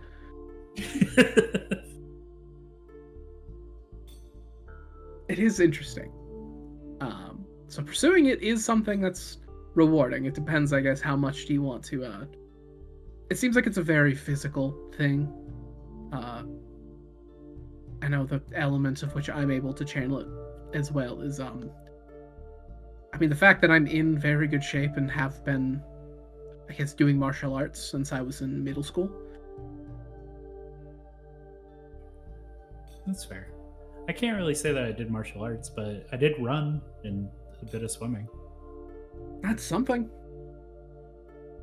Maybe, I don't know, there's a whole elemental aspect of it. Maybe you can become a water key master, whatever they call it. He turns his head to the side, not quite understanding what you mean. Apparently there's a whole thing with the elements, and you can, like, fire, water, air.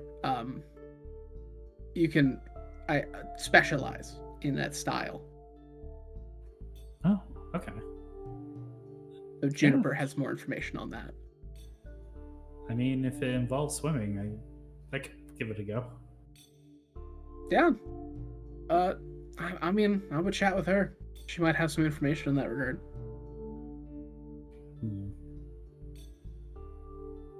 Maybe I'll do that before I crack this book open. Yeah, something to think about while you read through incredibly dense magic tome. Is it more dense than the first one? I mean, the first one I had was I've learned is bullshit, except for a handful of things. That one is legitimate, but turns out mages don't like writing books for beginners.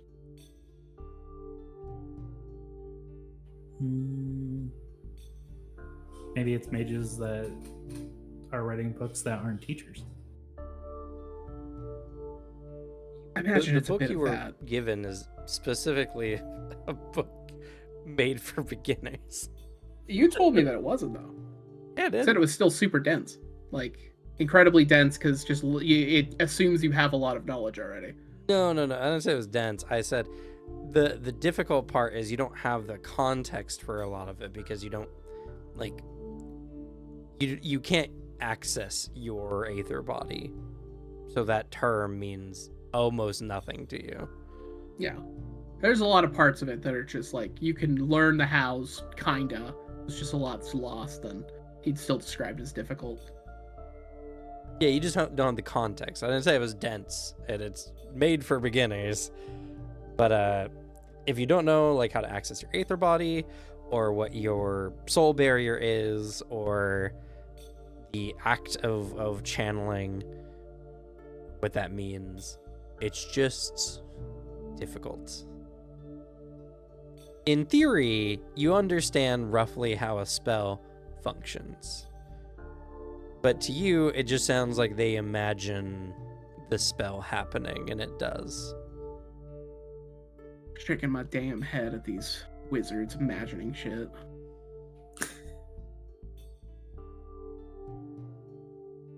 Anyhow, Just that whole arc of you and Juniper imagining stuff to get stronger too. if it helps, I imagine things that made sense. I don't wave my hands and go like, magic bullshit, go. I had to think about it and do the math. I can't wait for the end result of this man studying magic, is that he starts having beef with mages. And they're like, you're doing the same thing though. He's going, it makes sense in my head. You don't understand, I did math for my thing. I'm gonna tell you Okay, right now, mages do a lot of math. I'm gonna pretend they don't so I can keep hating them. Yeah, but when you're not doing the equations yourself, you just look at the answers and there's no math there. That's definitely not true at all. Casting spells has a high intelligence requirement. That's why I don't do it.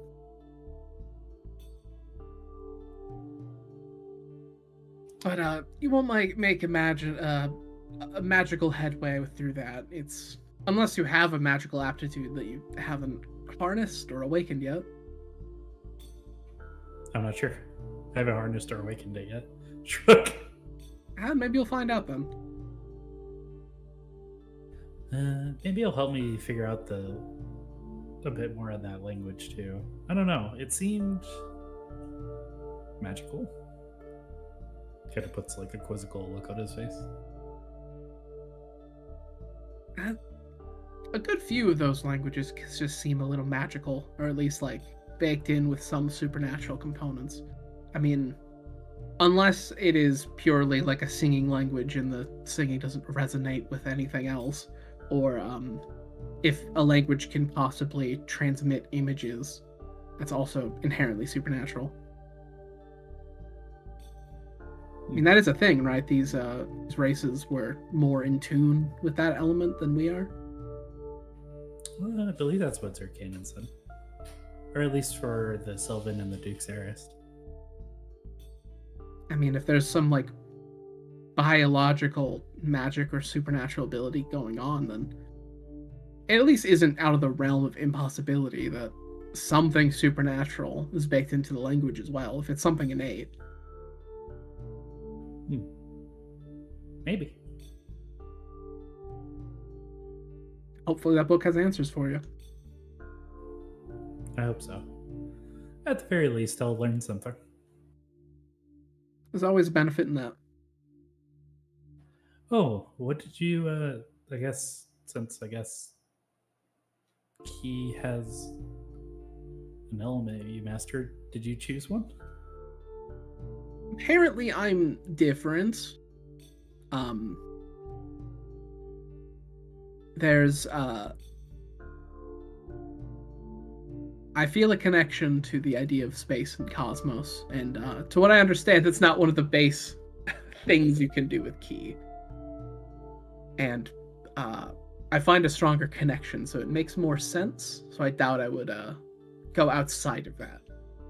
But unless space is an element, it sounds like it's that. I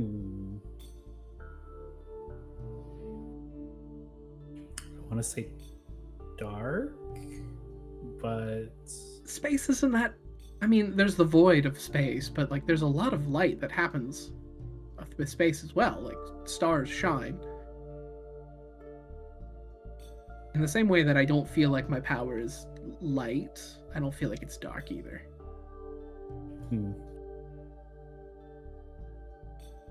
Well, when you figure it out, let me know. Yeah. Thank you again. They'll Of course. run off to find Juniper.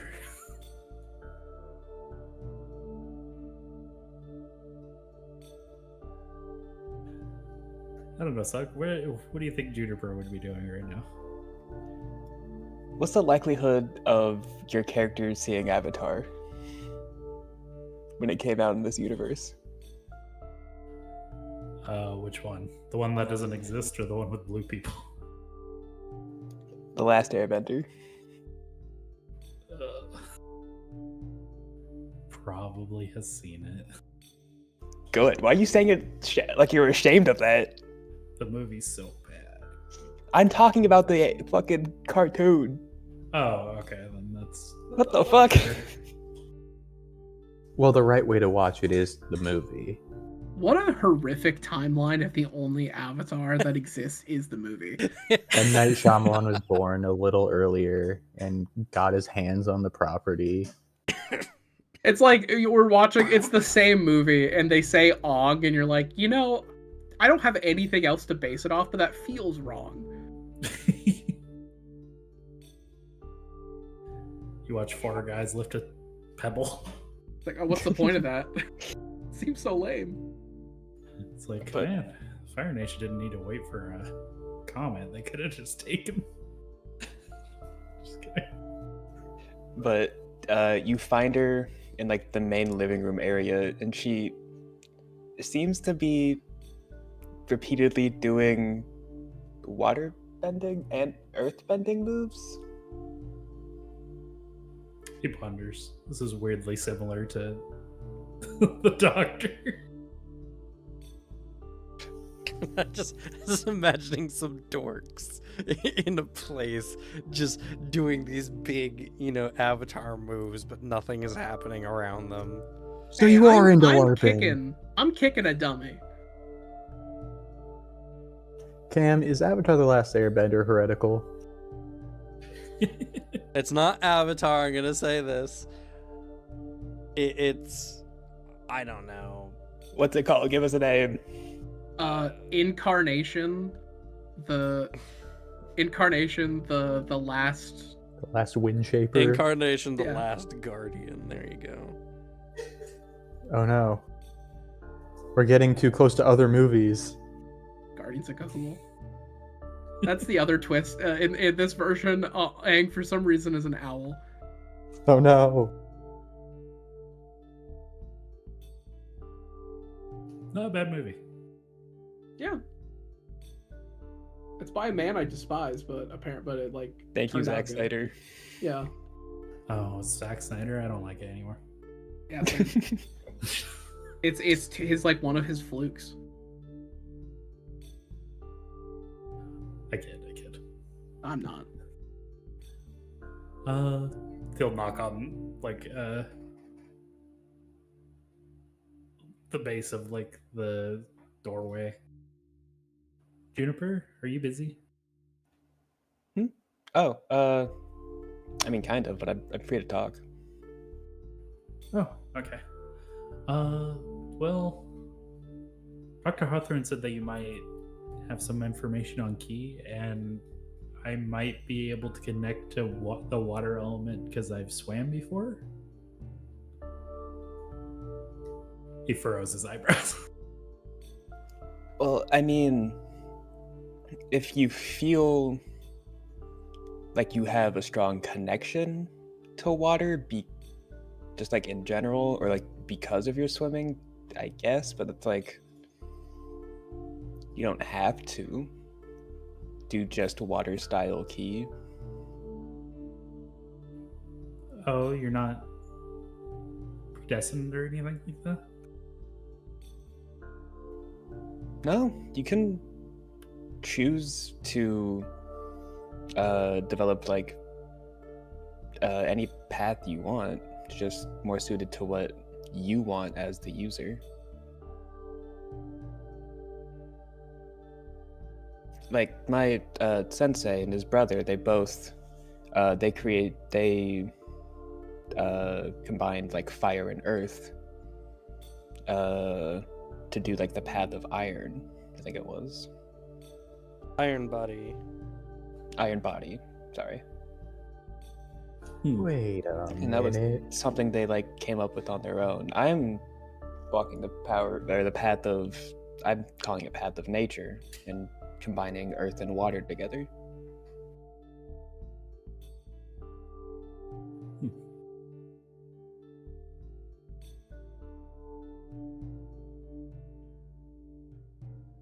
So are you interested in developing Key techniques? Is that what this is about? I mean, yeah. I mean, it's information that I don't know. I mean, could be interesting.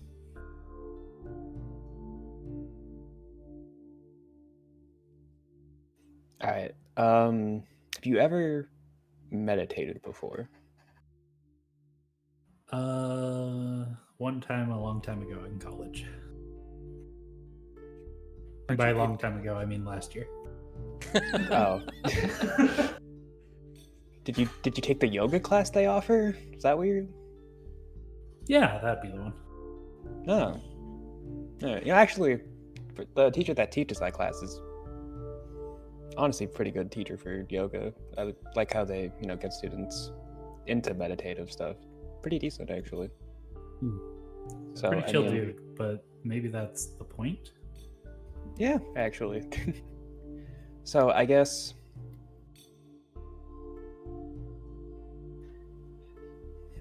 I don't really know how to. I'm not. My first thought is just get you like meditating first, but how to do that. I'm not really sure. I don't really remember the next steps. Just really the basics of it. Shrugs. Should I just try meditating?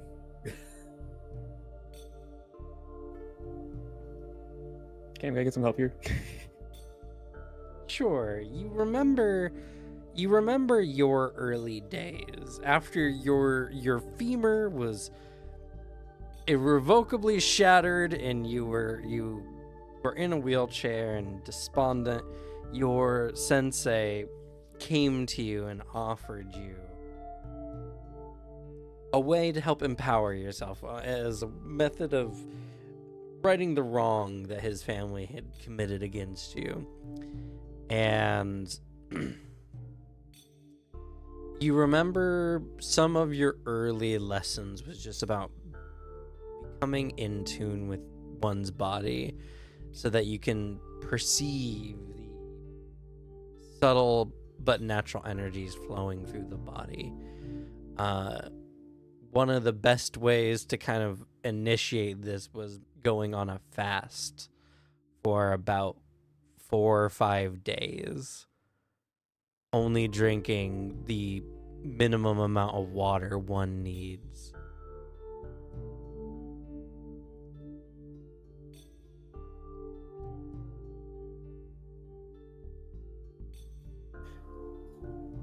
Okay, so are you comfortable with fasting?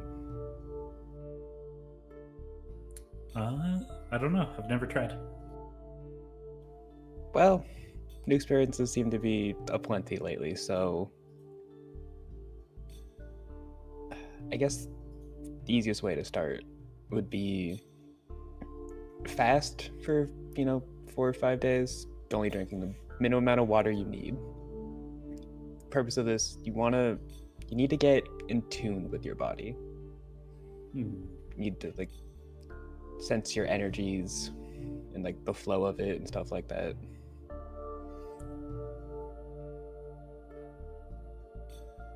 Yeah. How much would be the minimum amount of water? I mean, unless you're a key freak, which actually I don't even know if maybe it mentions water. I don't even remember. It does. Okay, then yeah. The minimum amount of water you need to not die of dehydration is, rather than giving exact numbers because who cares, something along the lines of like a glass or two of full of water a day. Oh. I found a real answer to that if anyone's just curious for the funsies. Apparently, it's climate based. If it's hotter, it's gonna change. But apparently, the absolute minimum you need is 0.5 to 1 liter of water a day. And that is the amount of water that will stop the really bad symptoms of dehydration. Still not great, but still.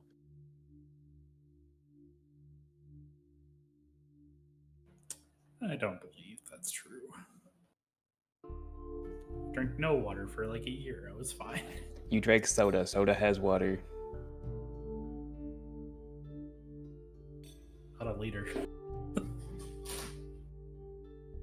I'll tell you, a liter of Coke is mostly a liter of water. It's making stuff up. Also, food has water in it, and a lot of things have water in it. Also, the minimum water someone needs, it depends on a lot of factors. There's body weight, temperature, like Alex said before, all kinds of things. But yeah, like I said, roughly speaking, saying a glass is such an inaccurate statement because how big is a glass? What kind of glasses do you have in your house? But yeah, about a glass and a half a day, roughly. Okay. Okay. I guess I could try that out. Any other ground rules that I should be aware of?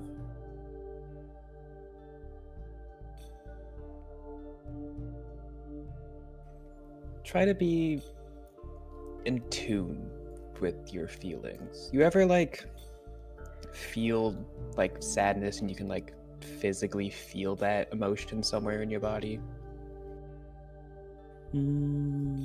Sometimes in the chest, I think. For me, it's behind my eyes. So try to pick up on those. Become really in tune with your body and how it is.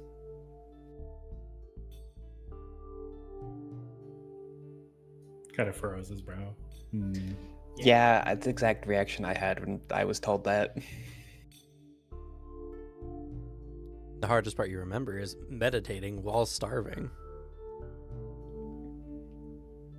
Just wait till you have to meditate in that state. Suppose. I mean, I feel like the only feeling I'm going to get here is hungry, but... Yeah, but you ever been hungry for 4 or 5 days? No, my family was comfortable. It'll be a new experience. Let me tell you.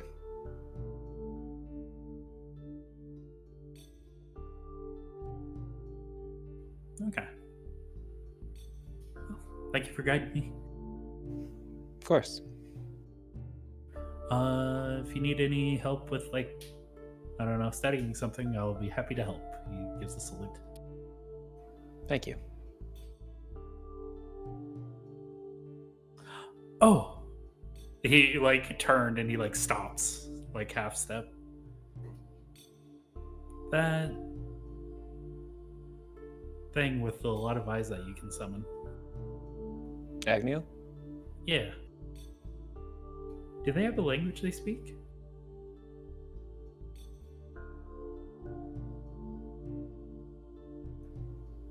Or I mean, we spoke directly, and I think it was in Latin. oh, it can talk without a mouth?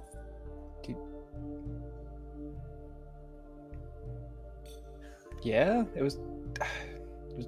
The vibes were more like it was communicating to me in my head, and I could just innately understand it. But I don't know if that's because I was attempting to like bind it, and like that magic was working out. But I don't know. Do you want to know now? Only if you're comfortable. Didn't you say it was very tiring to keep them out?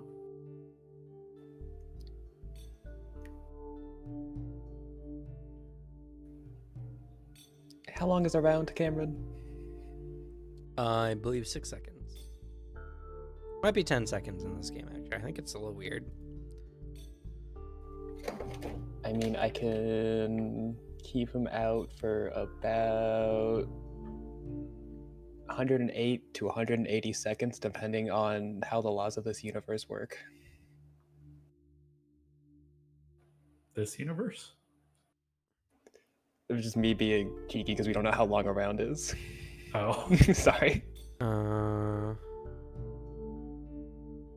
If it's 6 seconds around, it's 108 seconds. If it's Okay, so it says, so it is weird. Funny enough, it says it's a moment in time. But in Anima it says a combat round roughly represents a period of 3 seconds. Holy fuck, okay. 3? Yes. You're kidding. So it says right here. That's crazy, actually.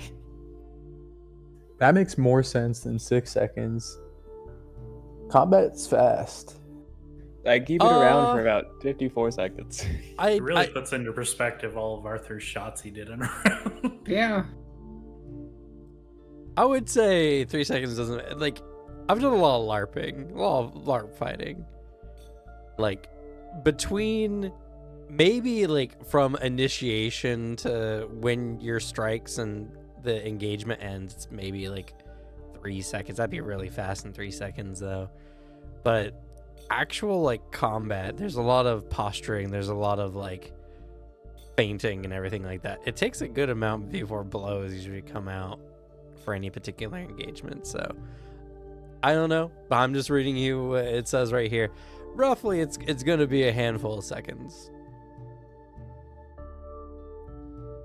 I think it's weird because I think, doesn't it say like a minute is 10 rounds in this? In Anima, minutes are only 30 seconds. Oh my god, this day's flying by so fast. Fred doesn't even know his own world lore. That's crazy.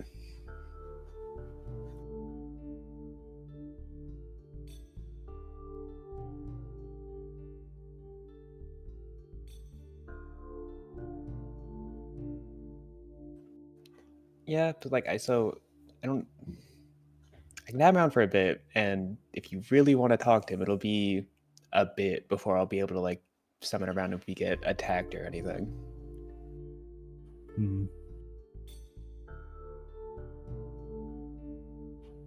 I think I'll wait. Okay. As fun as trying to get as much information as I can in 3 minutes, a decent conversation is at least 30. Fair.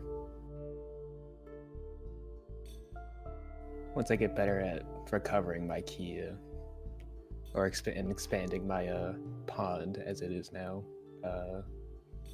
I'll be able to have him out for longer and summon, or not have as be as punished for keeping him out long.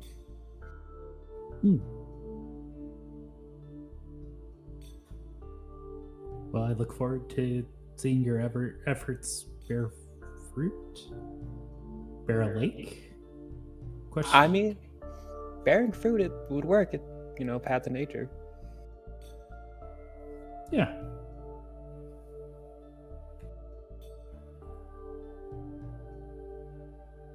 And I hope Oh, what? I hope your efforts bear fruits as well.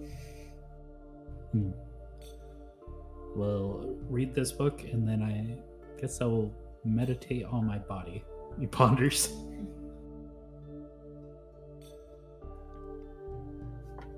Thumbs up.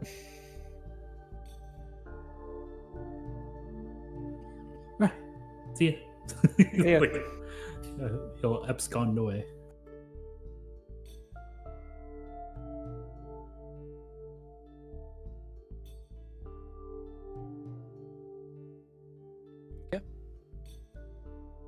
Well, over your remaining time, if you read that introductory book into casting magic, you learn a variety of things. You learn that a wizard or whatever has what's called an aether body. It is the rough it's the rough shape of their soul. And every living thing has an aether body that naturally the magic or the Xeon in the surrounding environment will naturally flow into in an osmosis-like state. That depends on the soul body barrier that exists, that is kind of like a thin, like filament, roughly, that surrounds one's soul. And this allows magic and Xeon to flow into and out of it. But most beings don't have access to allow the direct control of Xeon. This requires an abnormal state of awareness. Awareness that, under normal circumstances, cannot be made unless someone essentially has their soul barrier. Well, either they're born with a gift, or their soul barrier is punctured, which is a rather traumatic and dangerous affair.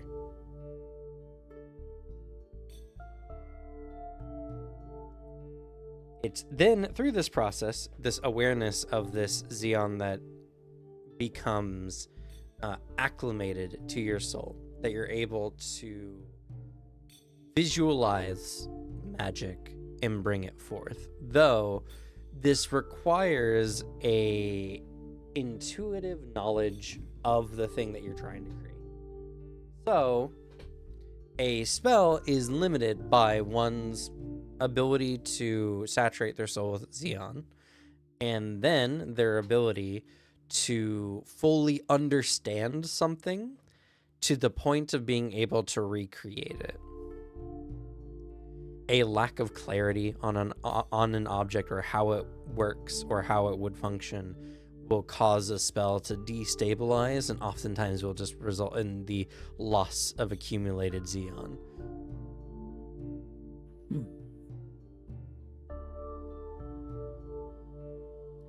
The rest of it is mostly talking about different methods of channeling Xeon, how you can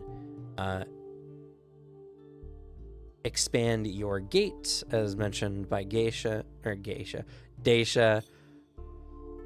and how certain environments are more conducive to certain types of spells. And so, using fire spells inside of a volcano will come up more easily, as the surrounding Xeon will flow into the spell much more readily.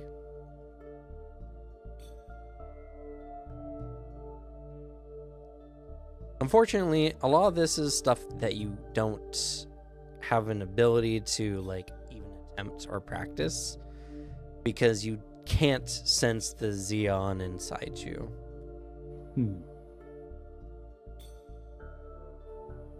Can maybe look at my soul? Maybe. If you close your eye and attempt to do so,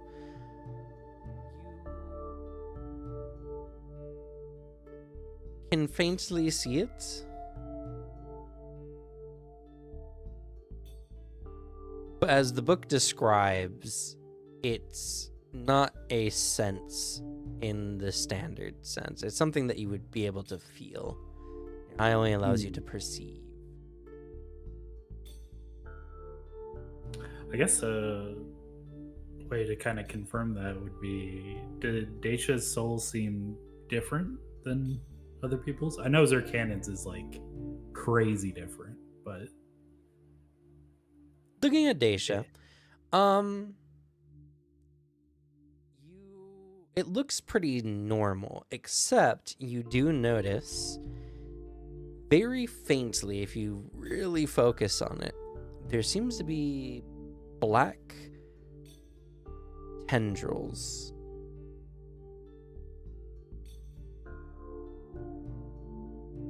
digging through and surrounding parts of her. Very thin, almost impossible to see unless you're really focusing on it.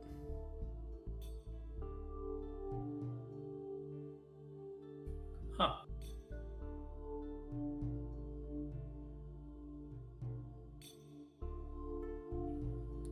I mean, there's only one other magic caster you can determine is in this house. He doesn't know if he should bother him to check his soul out, though.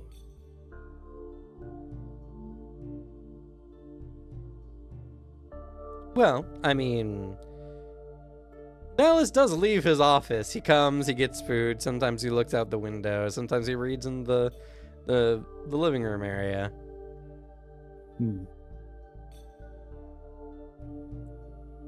Perhaps he'll sneak a peek. Yeah, if you decide to look at him, you find that his soul is much brighter.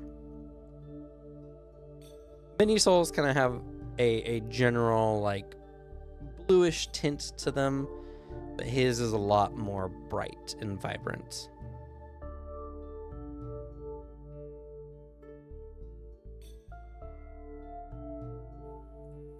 Fascinating.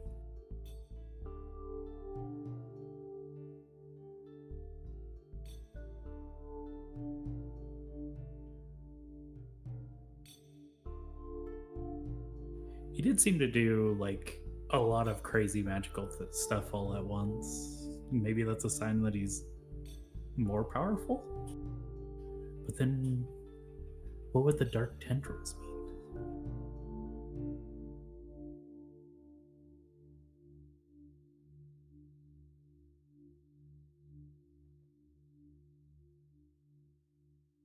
I suppose the book doesn't go too much into the soul.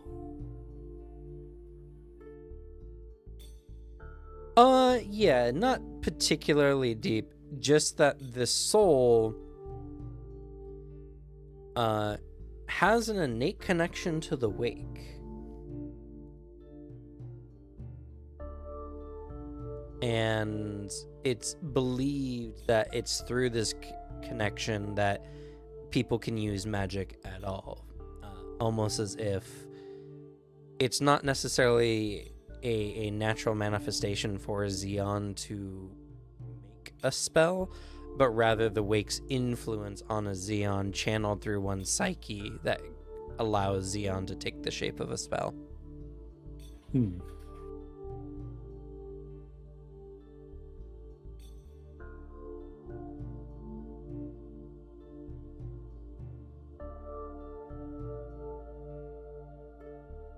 Other than that, the soul is not very much spoken of in this, as this seems to be mostly a it's somewhat utilitarian. It's like a how-to book, so it doesn't really go into like any philosophy on the soul.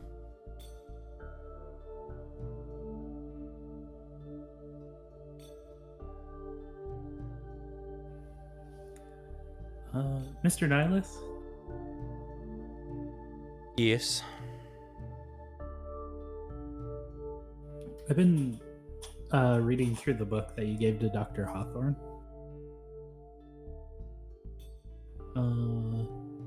And while trying to understand if like maybe those who can cast magic have like a variance in their soul, I did notice that you and Daisha have quite a bit of difference in your souls, or at least when I closed my eyes and tried to sense it, I suppose. The only other ones I've only seen only two other people who have like kind of major differences. I was just wondering how much it like influences it, I suppose. How much And- the appearance of one's soul affects it? Well, like the use of magic affects one's soul's appearance. Well, it sounds like you have sight. A rare gift, but not particularly uncommon.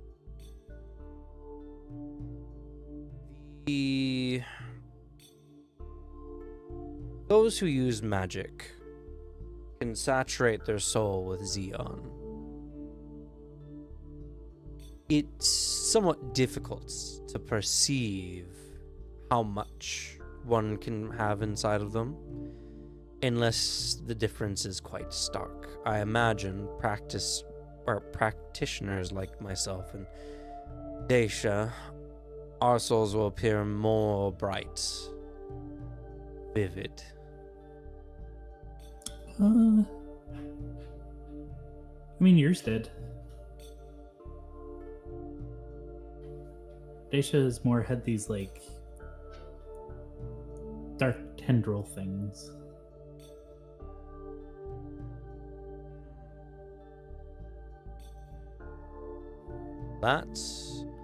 That is abnormal. But I have a feeling that has something to do with her past. Or what? Sorry, it did cut you off at the end. Her past.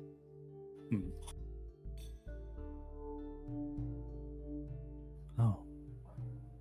Well, that kind of throws my hypothesis out. I thought it was because she utilizes dark magic, but huh. No, very rarely will a mage's innate Xeon take on a particular aspect. We mostly just channel pure Xeon inside of our bodies, and then we convert it to a desired spell effect.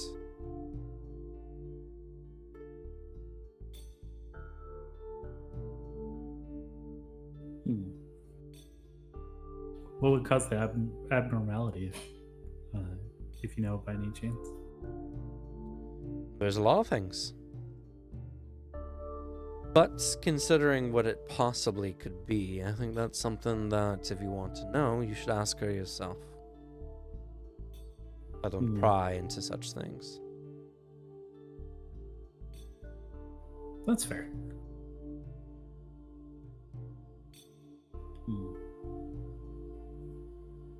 I'll have to ask her at some point. Be careful. It might be a sensitive subject.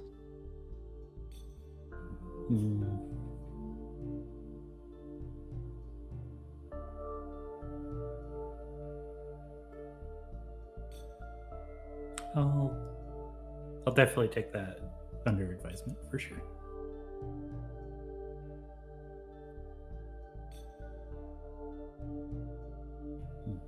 Other than that, those with the sights have access to other types of things that people have access to. Even amongst mages, the sight is rare.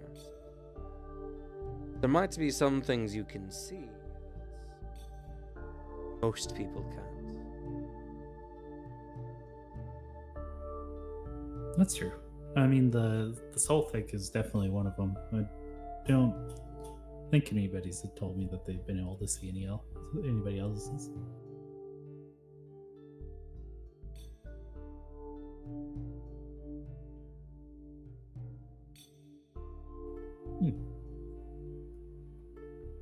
What could it help me see, I guess? Sorry? What are things that it could help me see? I don't know. I don't have the sight. From what I've heard, generally speaking, it allows you to see spiritual bodies. That's its predominant feature, though I've heard that it allows access to see the workings of spells and other supernatural forces.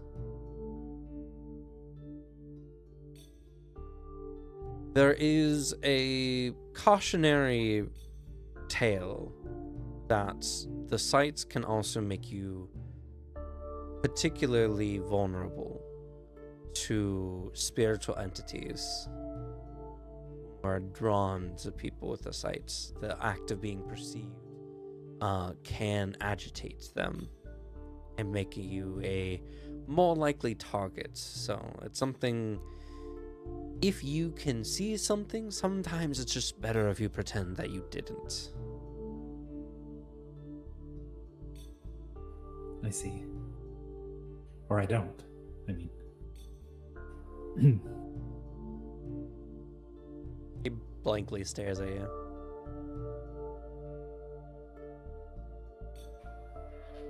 Okay. Is there a way to kind of determine whether something would be agitated that I can see them or not? Or is it kind of just like, to be safe, don't interact with any of them that you see? Well, if it doesn't look human or is obviously supernatural, unless you have some way of defending yourself, you're better off leaving it alone.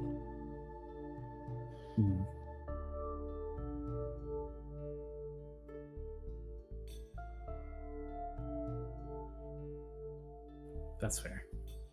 I don't think a gun would work very well. No, most spirits it wouldn't work at all.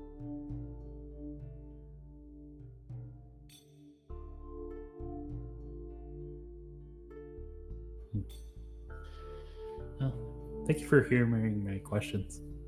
I do appreciate it. It's no problem at all. I don't need to humor your questions. I believe in the act of seeking knowledge and the pursuits of learning. I'm always happy to help. You know, I'm actually kind of the same way.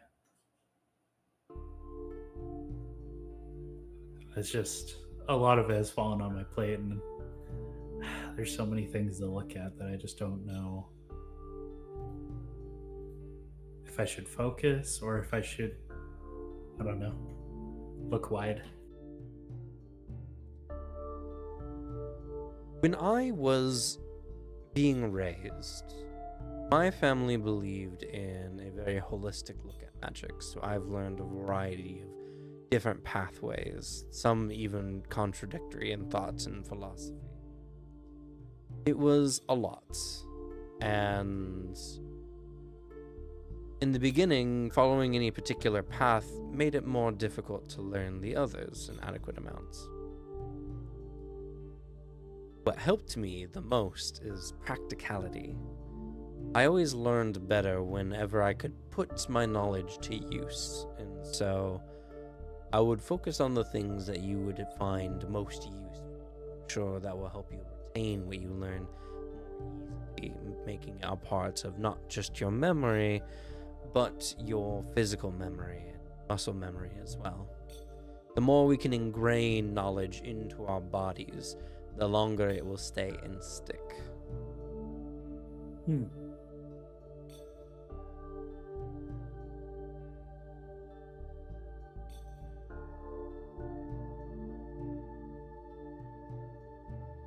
Okay.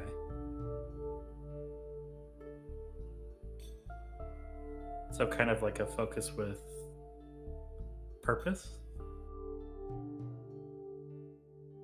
No, just work on things that you might put to use. Hmm.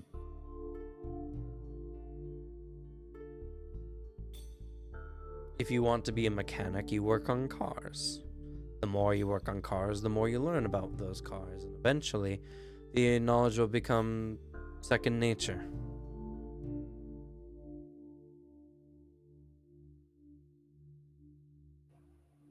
Okay. I think I understand what you mean.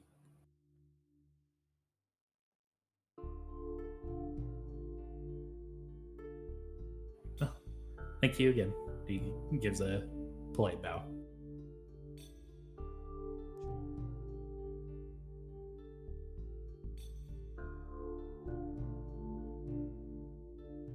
Gotta finish the rest of this and meditate. Good luck. He nods, renewed vigor and a smile on his face. Run to go and finish the book. Okay, well, I think it's time for us to take a quick little bathroom break. So, we're gonna go ahead and do that. We'll be right back.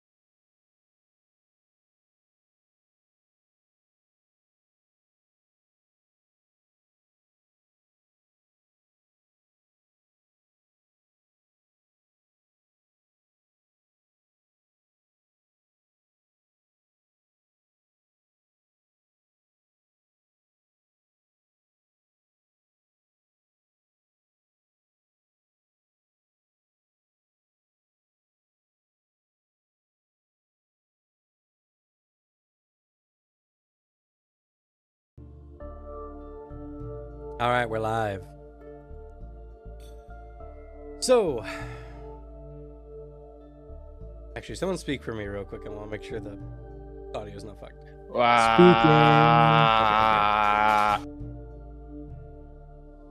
So, I've learned that the music is a bit louder than it should be. You know, I really wish there was like a button I could press to just reduce the volume down on the YouTube player, like just a little bit, like kind of how the player has a frame by frame. It would be nice. Okay. All right. So, is there anything else anyone wants to do with their remaining time there?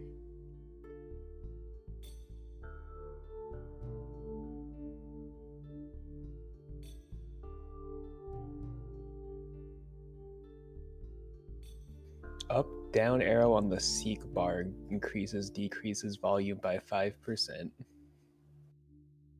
Up, down, what? Sorry? Up, down arrow on the seek bar. I don't know what that means, but that apparently increases and decreases YouTube volume by 5%. Yeah, if you just push up or down arrow on your arrow keys.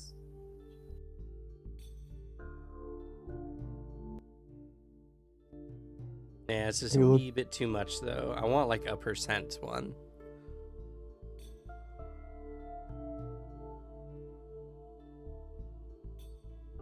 Like 5% is Well, actually a significant amount.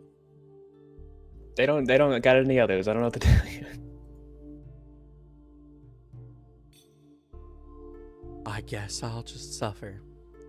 Alright, so your stay at the manor has been honestly a long one.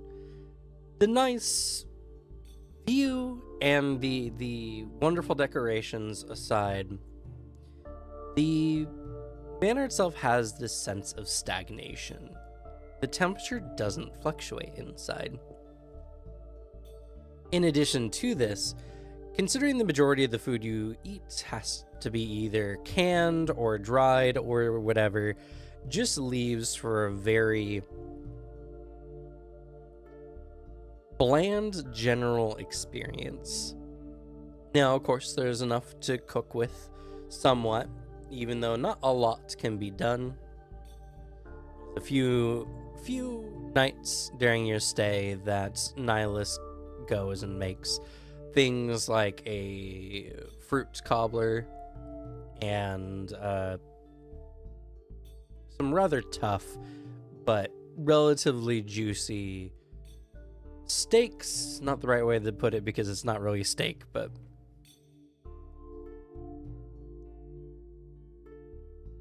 by the time it's done, you feel like despite staying in a very nice manner for the entirety of your stay, you've done something more akin to camping.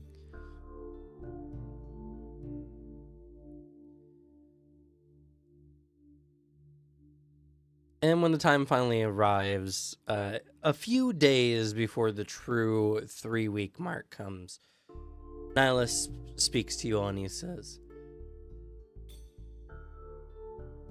I've been monitoring the situation, and there seems to be no irregularities. In addition to this, I've gotten some correspondence with some of my colleagues, and the Inquisition has indeed begun making their move towards Eldia.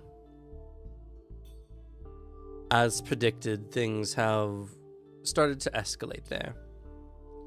So, if you do run into any Inquisitors, they'll likely only be squires with maybe 1 or 2 knights left behind. But you should be far from and removed from their top priority.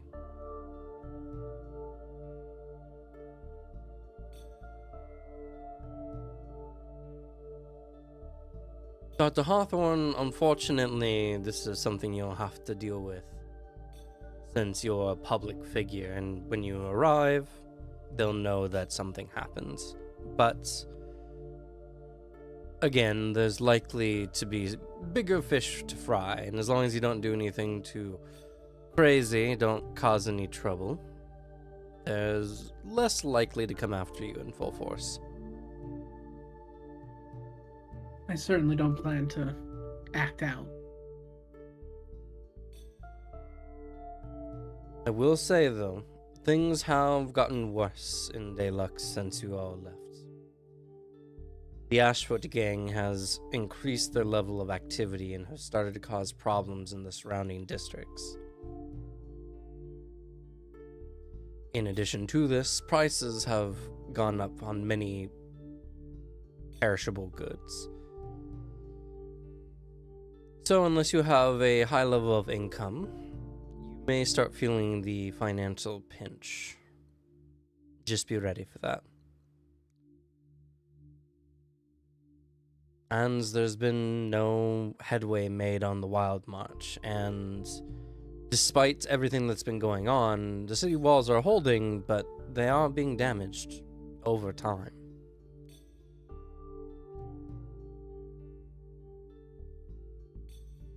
What I mean to say is there's a lot on the horizon, and since I'll be busy in the foreseeable future, I'll be around for a bit longer, probably a few more months at most, but after that, I won't be able to provide you any other aid.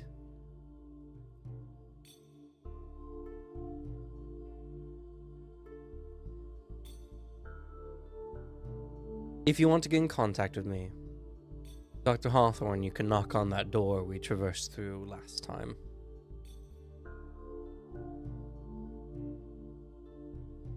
Sounds good. I think I remember where that is. It's not too far from that shop, so as long as you can find that, you should be fine. Alright. I'm going to open a gate back to your estate. The bodies and everything have been cleaned up, though much of your furnishings and walls have been damaged, and your house was additionally ransacked afterwards.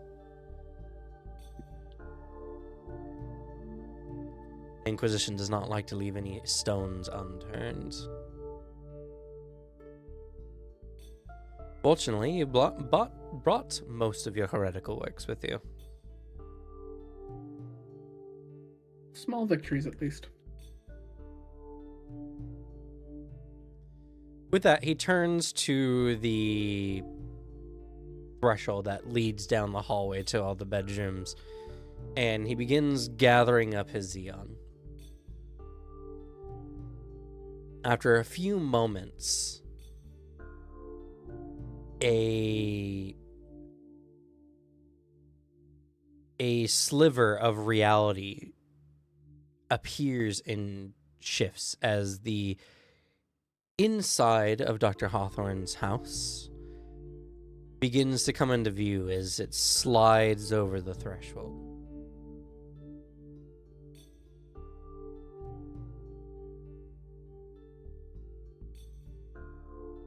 With that, Nihilus steps to the side and he motions for y'all to move through.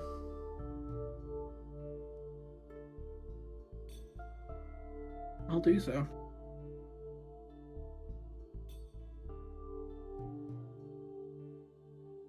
Crossing the threshold, you find the immediate temperature difference to be a little concerning.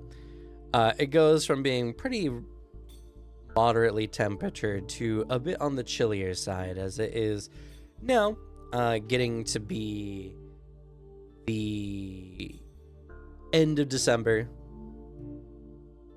Or not the end of December, into January, right in the dead of winter, and your house was not left with any lights or heating on. And so as you step through, there's an immediate chill.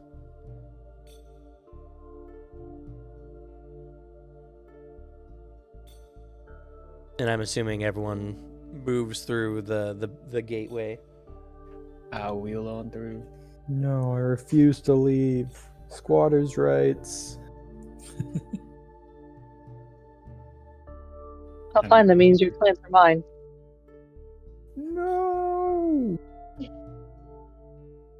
You willingly gave them up.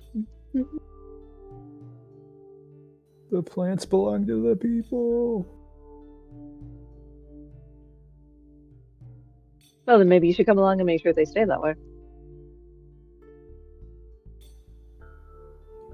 You're lucky, Niles. Next time we come, I'll bring my plants with me.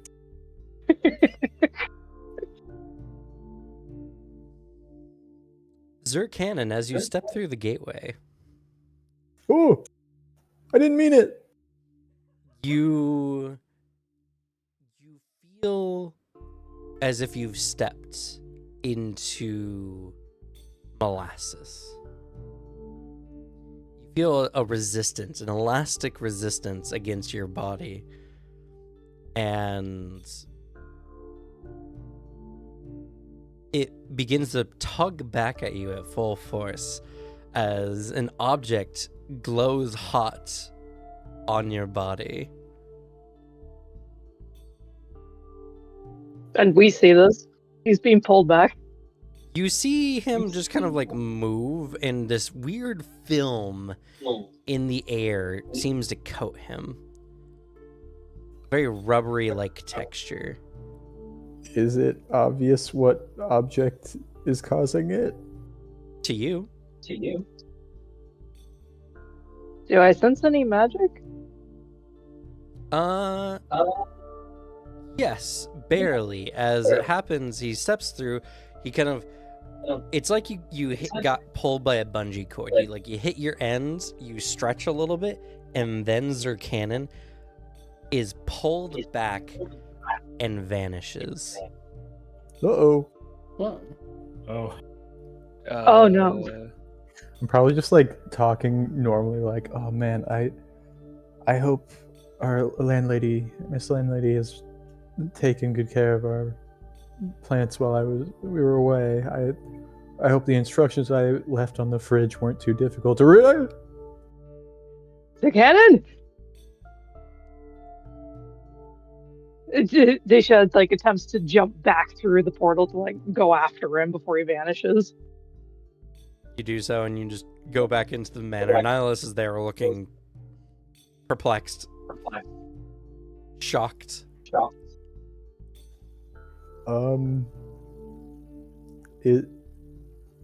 Sir Nihilus, is this a normal reaction? No, you're not there either.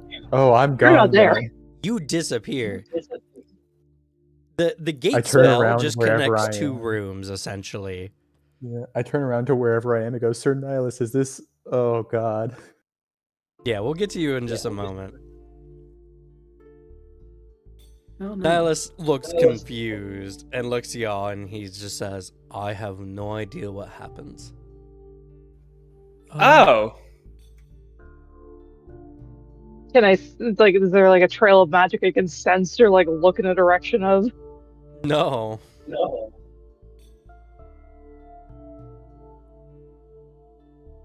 Nihilus steps through the portal, or through the gateway. And he says, unfortunately, I can't maintain this forever. I don't know what happened to your friends, but in all likelihood, they're somewhere in the lake.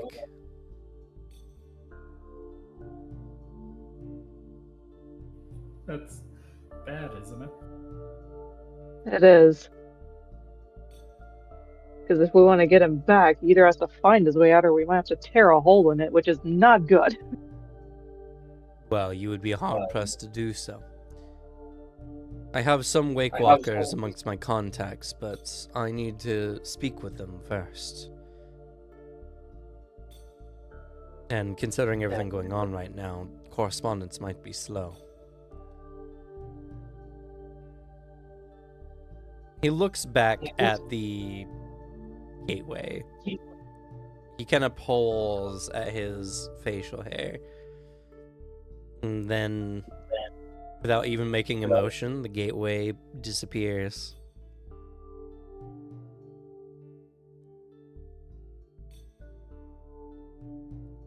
Cutting to Zircanon, you find yourself in a... You find yourself in a dark cave.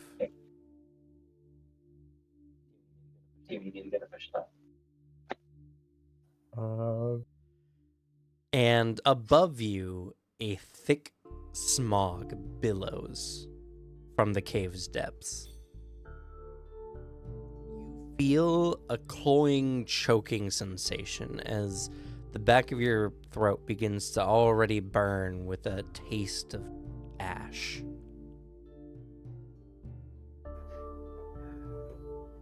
I like immediately just sort of crouch down and get a little lower, see if that helps at all. Just this is quite unpleasant. Does it looking look around, like you see Tithoria there, manifested next to you. Oh, are you all right?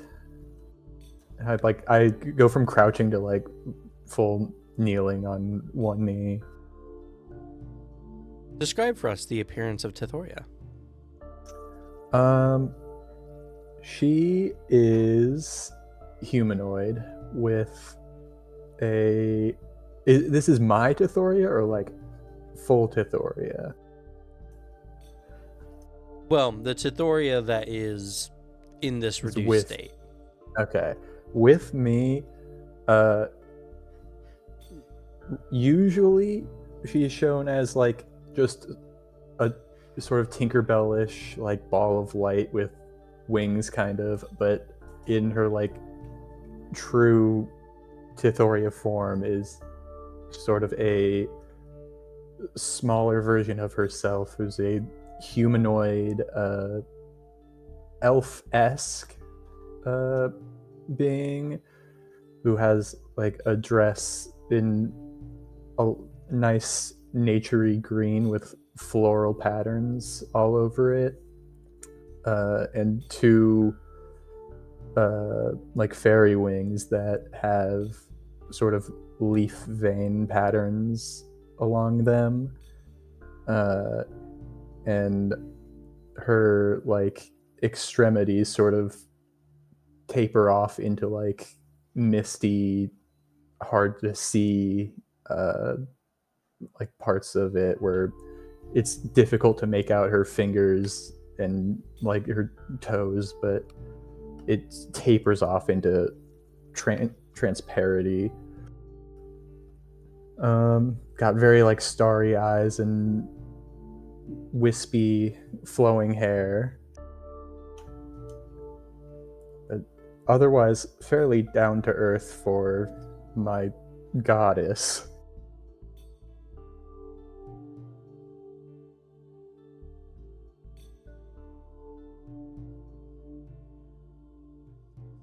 So you ask her if she's all right. She sends to you the sensations that this place is poisonous. What was that? Poisonous. Oh no.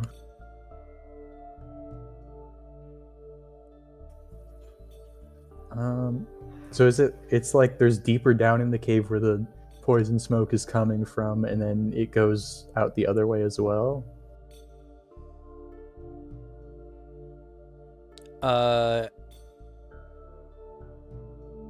Sorry, I having a hard time on what you're saying. So you're saying there's So, like- a deeper in the cave and then a not deeper in the cave, right? Yes, like I'm like Yeah. in a tunnel basically. You're in a tunnel. Okay, so there is two directions. There's two directions.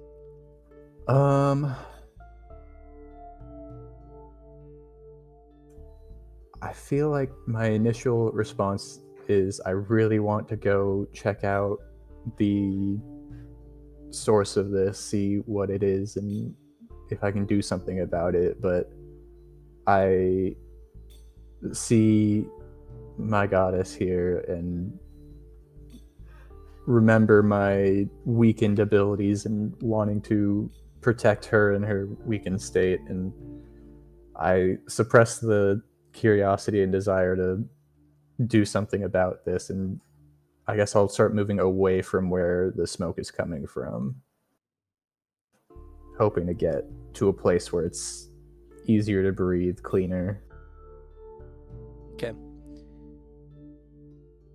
You begin moving. The cave keeps going and going as you walk on and on and on. We cut back to everyone else.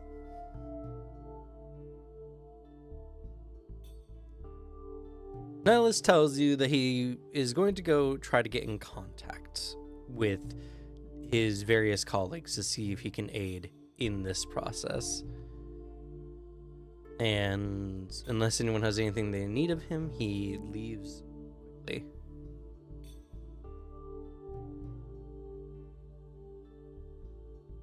Nothing to need, but man, Sir Cannon.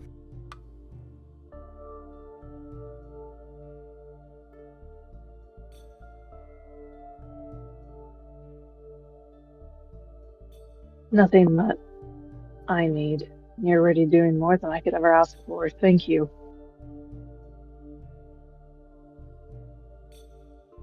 Of course.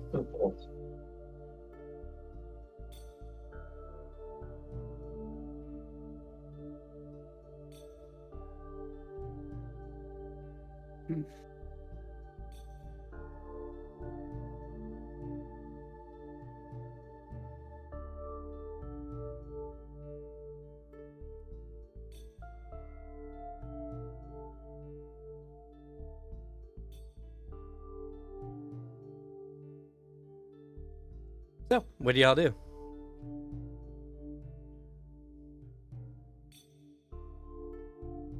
Good question. You said a symbol felt like it was glowing. Was there a visible symbol other than him being like wrapped in that like dark substance? Well, it was a transparent light substance like air, and there's no symbol. He felt Okay. something burning on him. Oh, okay.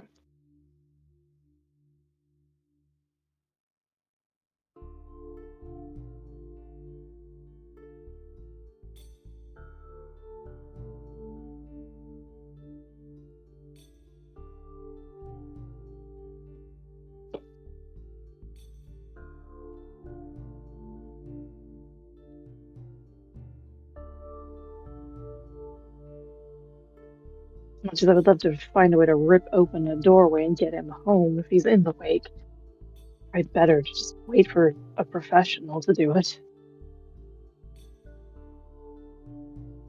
It's a troubling concept, even from what I know about the wake.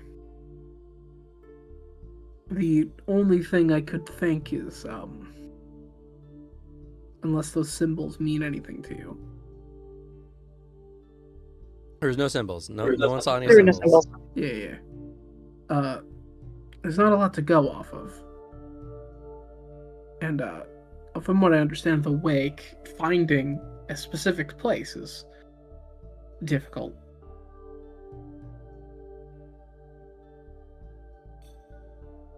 True, and you're not always guaranteed to come out if you go through the same doorway. You can't just do The nothing, same though. location.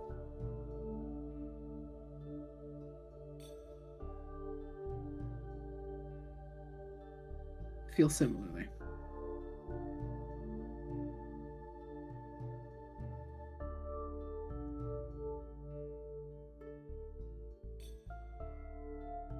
I need to go look for something.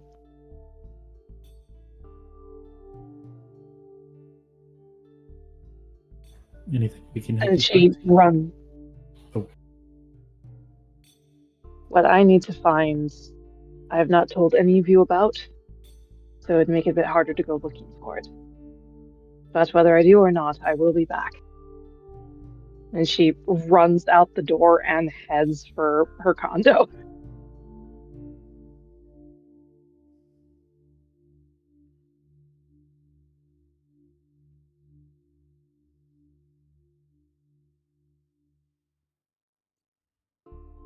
She is able, if nothing else happens in this time in between, she runs all the way back to the condo, immediately walks in. If I'm assuming our place is the same, nothing's been changed. Yeah, I'll say you probably have to take a bus to get to your home. Yeah, she still takes the bus. She still tries to rush back though whenever she's walking. Sure. Daisha will be gone for a minimum of several hours.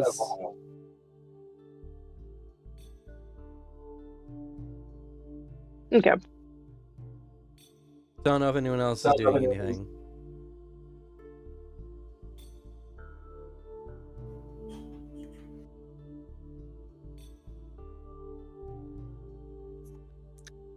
Not much I can contribute except being helpful if shit does come up. I at least have a house to clean because it's been ransacked. But You mean Thaddeus has a house to clean? I'll help. I'm not that awful. I'm not doing. Granted, is he doing more of the work? Yes, but I'm helping. I will help as best as I can because I don't want to go home yet. That is fair. Okay. So you don't find what you're looking for, Daisha. She's like ripping apart everything. She's like, Porzer Cannon's room has been trashed. She's like, it's got to be here somewhere.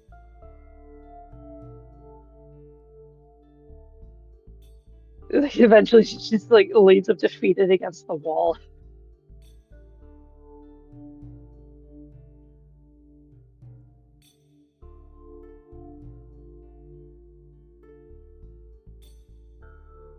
She tries to rack her brain.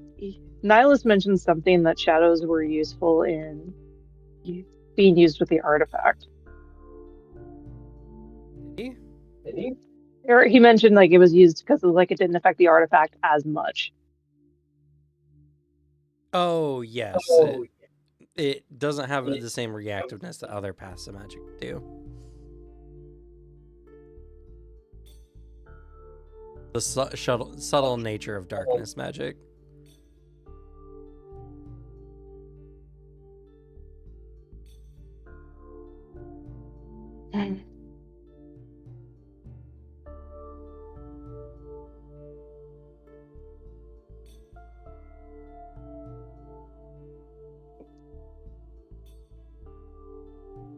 She tries racking her brain, seeing if there's anything from her training that involves accessing the wake.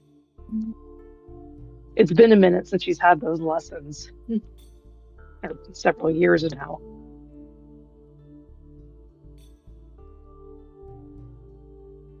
Unless one specializes in dream magics, you could attempt a ritual to astral project to go into the wake. That would require a variety of Xeon infused ingredients, most of which you have no access to. No access, and it's not something I would find in Daleks, or just too expensive. Well, it'd be hard to find in Daleks because it's kind of like a mage thing. That's fair.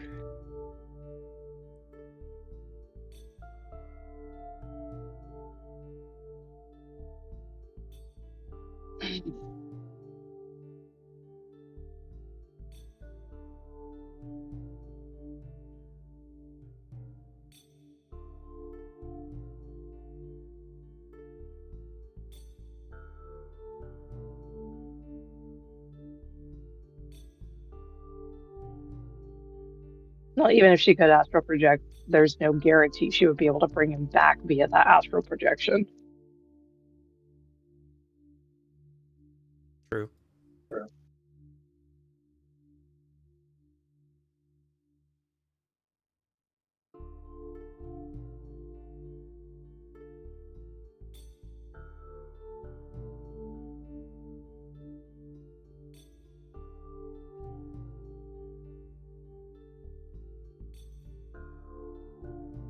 Can magic users sense the wake when it's thinner or like closer in proximity to the real world, or is that just something that just feels off when someone's near it?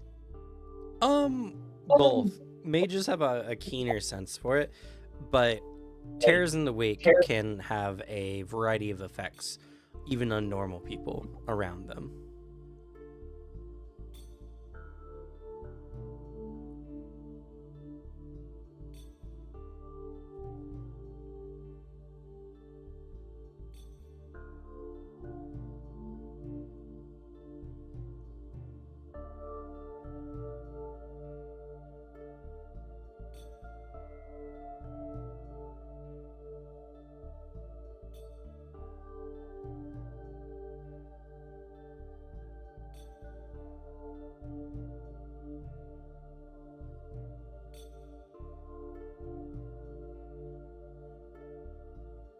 Is there a way for her to actively hunt down a tear? I mean, yes. Granted, that would involve going to locations that have weird happenings going on in the hopes that it's caused due to a tear in the wake.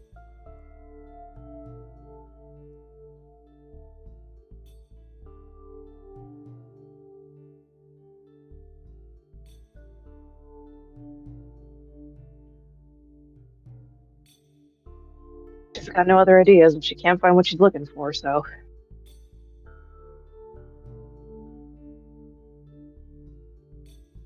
Other than the Ashfoot gang, has there been any other odd occurrences in the city? None that you've particularly heard of.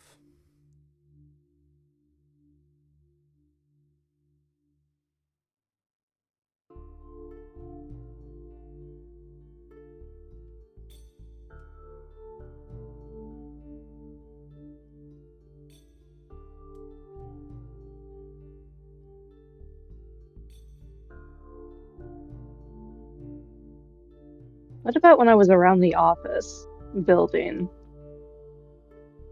Not that you remember. Okay.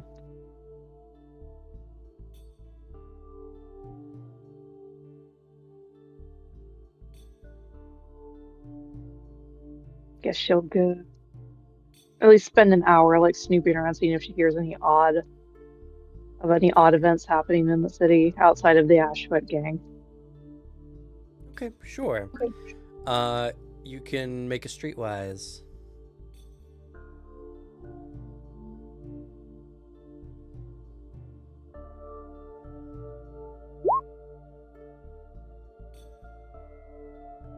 Well, I guess it's not me. It's just Daisha. I didn't roll that, by the way. Suzanne's on her computer.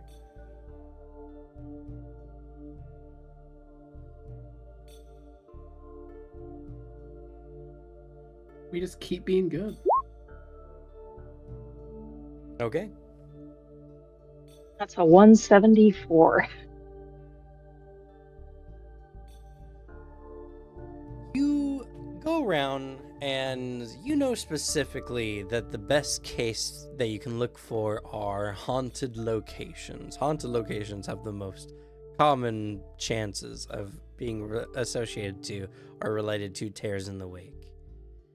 So you go around, you ask about some of the most haunted places in the city, and you get a few possibilities.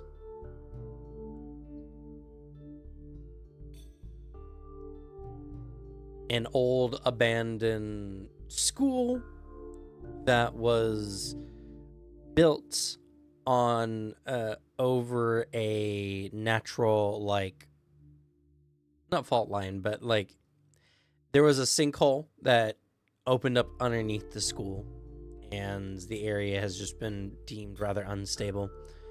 It's a rather old part of the city. You also hear about a couple hospitals that are currently active that have some weird going ons, and you hear about an old opera house that has had various occurrences of apparitions of past actors and such before it was converted into a movie theater.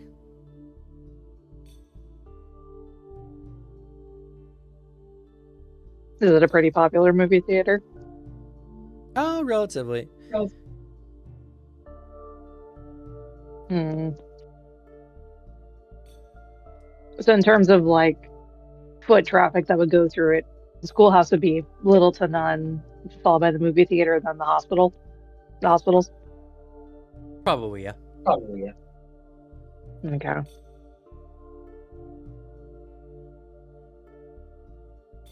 Any old mine shafts? Do any of those come up? I mean, they're not in the city, but there is the mining operation, a variety of mining operations in the Lucio mountain range, about 20 miles northeast of the city. You were just there not too long ago. Also, you've heard that there's some kind of beast currently inhabiting the area.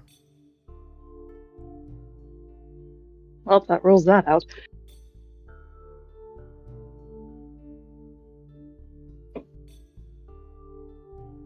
All right then. She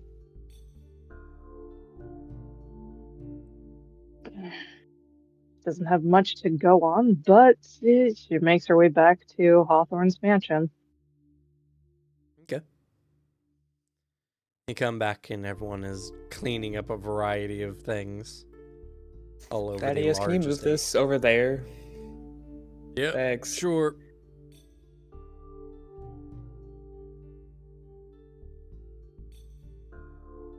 It's like I've found the easiest work possible. I'm in the library putting books back very slowly on bookshelves, just like reorganizing it. I'm very clearly leading these cleaning up efforts.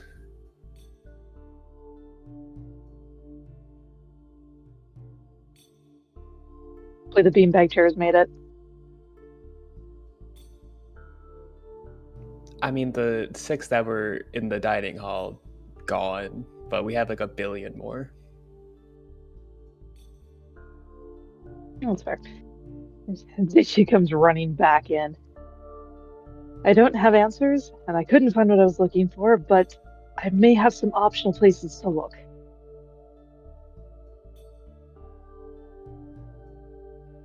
Oh, I need to find a place that's haunted. fun. Currently, I only know of 3-4 possible locations with increasing volumes of foot traffic. One's an old schoolhouse it's in the old section of town, right? That no one goes to? Correct. Well, not that no one goes to, it's just no one goes to that school. There's the old school in Old Town that had the sinkhole open up underneath it. Then there's a couple hospitals that have been experiencing possible paranormal activity. And then the other one's the opera house that was converted into a movie theater.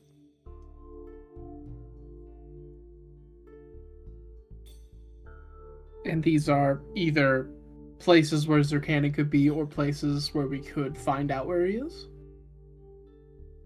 Haunted places are more likely to have hairs in the wake that are influencing the events. Natural tears. And or any strange events around town could be linked to tears in the wake as well.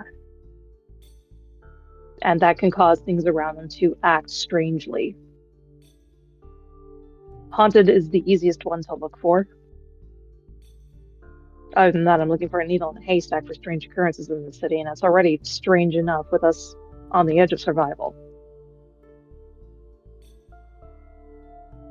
That is true.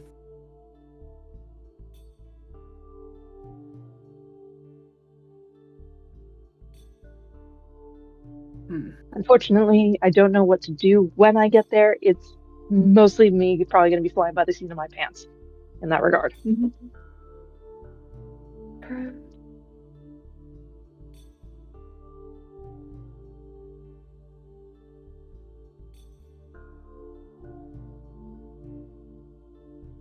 Might just have to try, but if it comes to it, obviously, finding him is important. Very important. But I don't know if he'd want us to dive into the wake, get ourselves killed. But we will figure something out, and we will figure out where he is, and bring him back.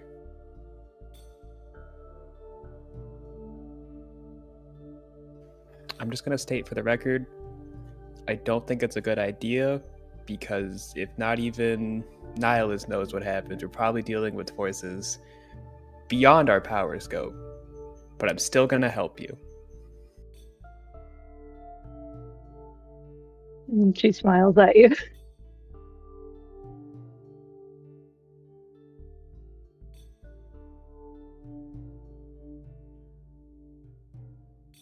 Also concerned that I couldn't find the object I was looking for. Unfortunately, the one who knows where it is the one that's missing.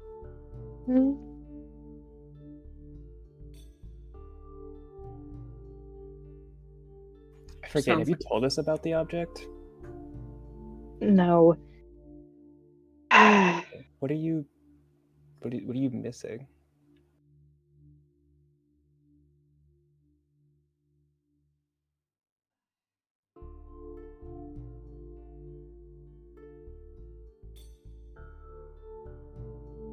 What I'm missing is an object that, up until Nihilus pulled me into his office the first time, I had no idea the power it contained.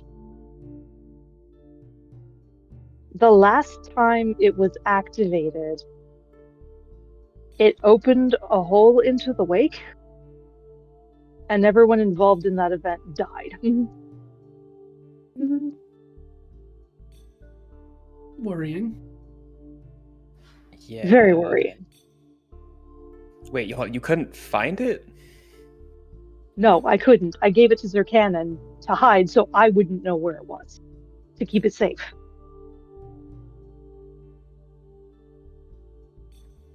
And he's in the wake now. And it previously opened a hole into the wake? Oh shit, did that idiot have it on him?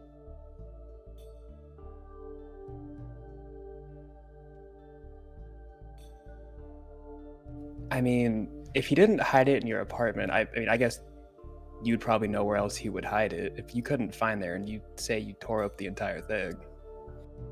I mean, the apartment's the easy one. I mean, he could have buried it somewhere, but... That's true. He does a lot of gardening. I don't want to dig up all those plots to look for it.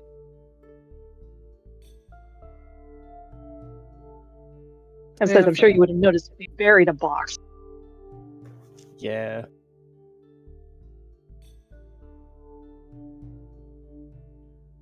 Oh, I hope he doesn't have it on him.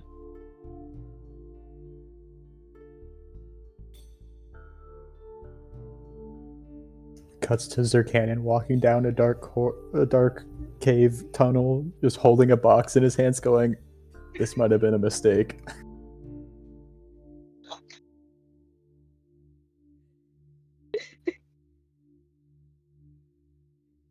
If he does have it and he's in the wake, we need to get him out of there.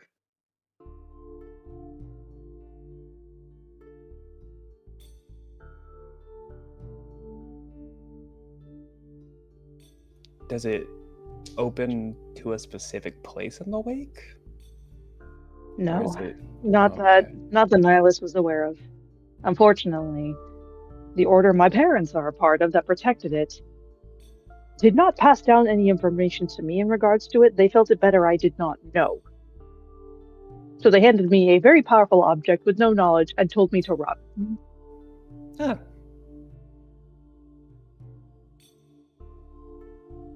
I do know Nihilus says it reacts to powerful magic of younger magic users, not so much for more advanced magic users.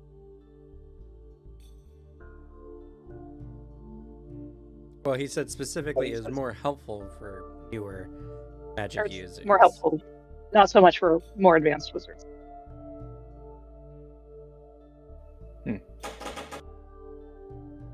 But it does react to magic. To strong magic. Not so much to the magic I use. Not one of them. why it wouldn't activate the first time then? If it, assuming it is that activated it.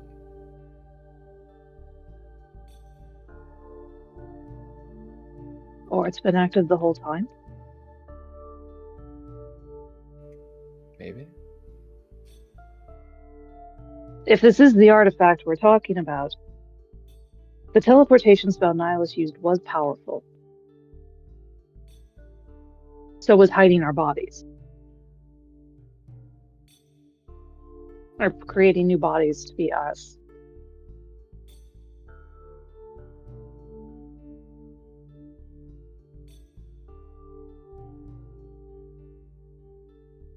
Maybe it just needed help? No, that's no way. The artifact's too powerful if that's the case.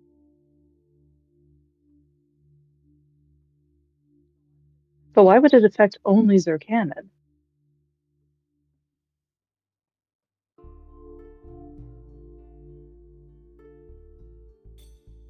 Couldn't just be because he's Sylvan, could it? I don't know.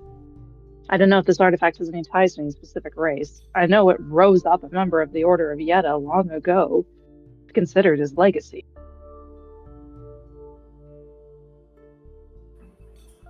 Well, what was the member, I guess? Were they Sylvan as well, or?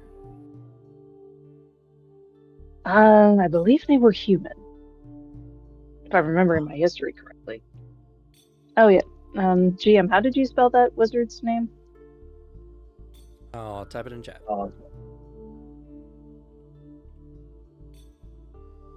And then double check to make sure I spelled it right.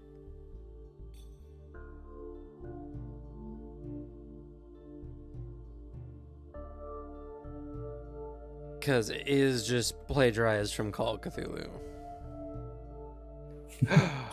Cam plagiarized. Even better.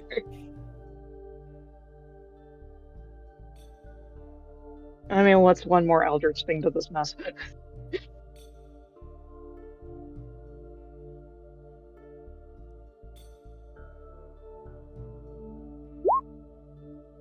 As a thought. Oh, it is.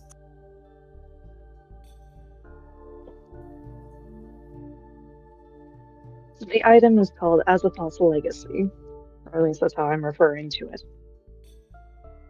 Azathoth was the wizard that used it, or was instrumental in his rise. Once he got to a certain point, though, he no longer had need of it.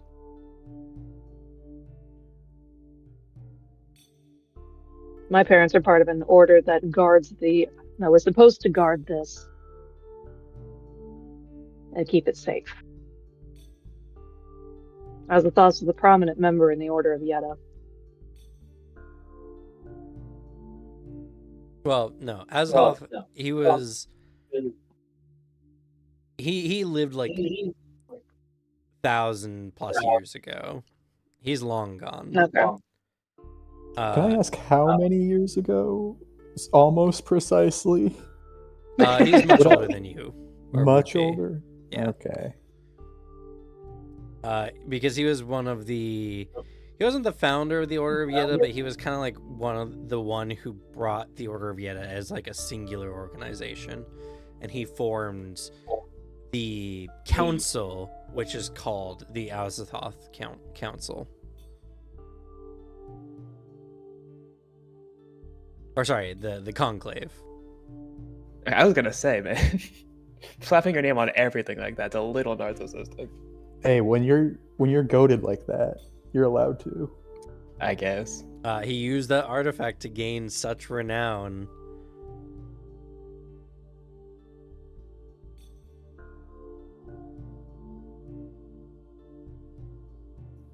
Back in the order of the majors, HQ. There's so many rec centers named after him.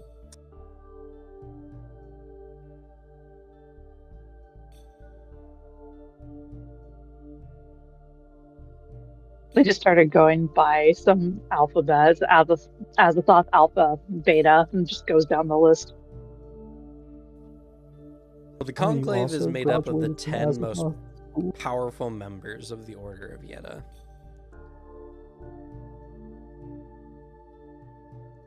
And from what you know, none of them are human, or at least not anymore.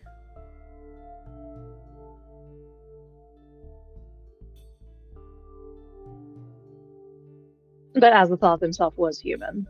Oh, all the members were, supposedly, at one point. Okay. Many of the current conclave members are archmages who've lived for centuries. Mhm. But if I understood correctly, she doesn't know much about the council beyond that, other than they're not human. Yeah. Because no, there's not. They're just a secretive bunch. Commands and only members of the first circle of the Order of Yeda take orders from the conclave of Azathoth.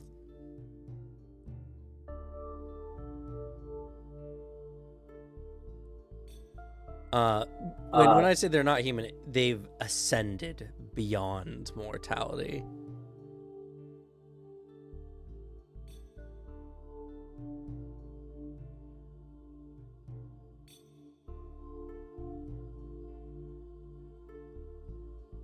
Oh yeah, there's all of that.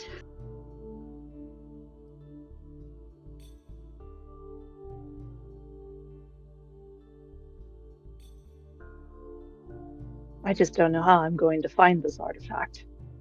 If he does have it on him, maybe I could hunt it down. I don't know if I know enough magic to draw it out, though.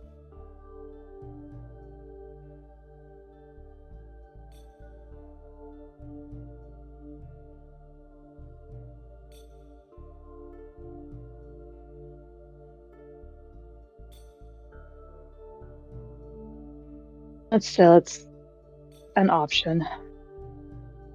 That's the only one I can think of.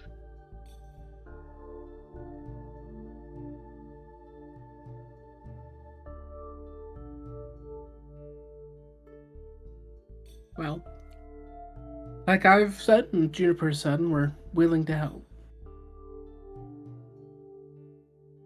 Me too.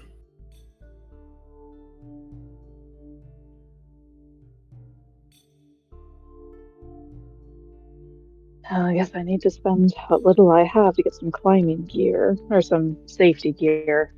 Schoolhouse might be the safest one to start with, since it doesn't get that much foot traffic, but it is considered unstable.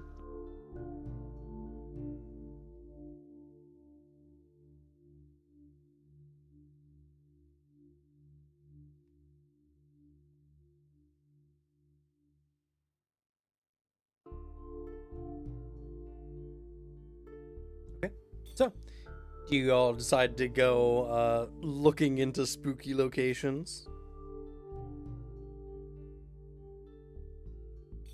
Got my vacuum ready. I get that reference. Okay. Man, I can't believe I'm missing out on the Test of Courage summer camp episode of the show. Oh, don't worry. You guys You get spend the test of metal one. You guys spend the next few days unsuccessfully finding anything useful. I wouldn't spend a few days with these bows. I still do gotta go home. We'll get to that. All right, I'm committed to helping you guys, but commitment only goes so far. Listen, I just want to say, in that time, I will go home. Yeah, no worries. It's more for emphasis. We're also at the end, so I gotta leave everything at a cliffhanger. That's fair. But yeah, so after the next few days, you find nothing. The locations are properly spooky. You don't find anything. Nihilus has still not gotten back to you. At some point, Juniper does go home. And Alphonse, you have a message on your Pager. no. It's called message machine? Where did we leave messages on phones back in the day? I don't even remember anymore. Answering machine. Answering Yeah, machine. answering There we machine. go. Oh, I have God, he's getting literally so not old, his thought of memory's it. going. In ages. From Cadmus, who says he's come up with some more information for you.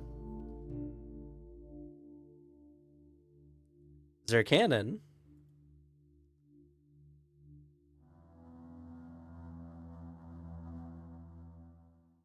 for those of you who haven't been listening, I've turned the music spooky. Uh-oh. Huh. I don't like that they're the ones going to haunted places and my music gets spooky. You're in not the haunted place. Technically, you're nowhere near Moth, but You're in the place where nightmares come from. Literally.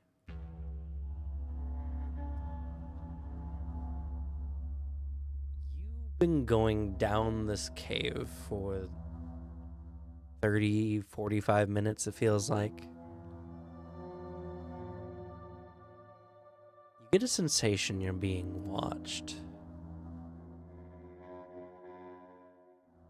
Several times you stop and listen to see if you can hear any footsteps or something.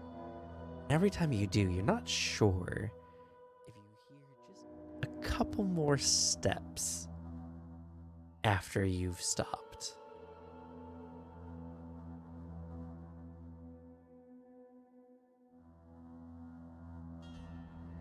Looking around, I believe Sylvan have night vision. bold of you to assume. Doesn't say. Do they not? They're can light, perceive- Cam. They're not attuned to the dark. I They can see have- darker light essence emanating from certain reincarnated souls. They have perfect no. bodies. It's kind of like the Yeah. point. Dudes there It was is to have the not- perfect bodies. In the list of stuff. Well, Dixers Unless have there's, the like- perfecter bodies. Unless Comes there's like with a dark different vision. place I put it. I don't see why I would put it other than where I put everything else with my race.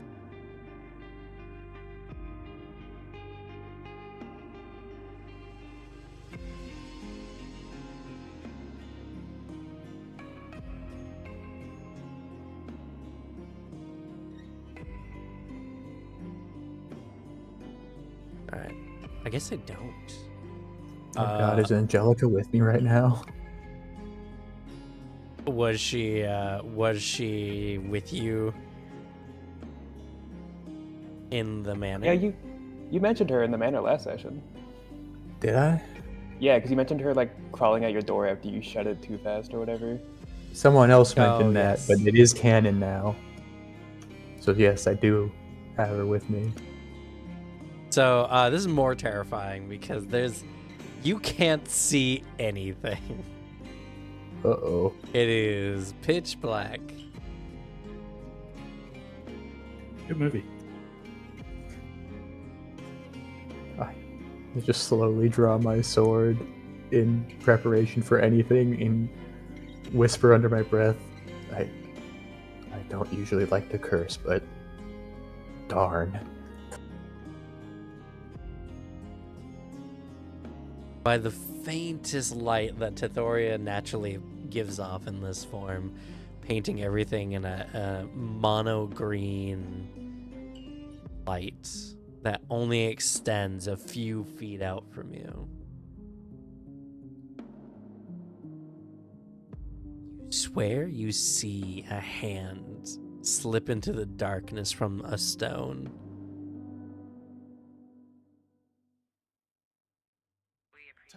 Uh-oh.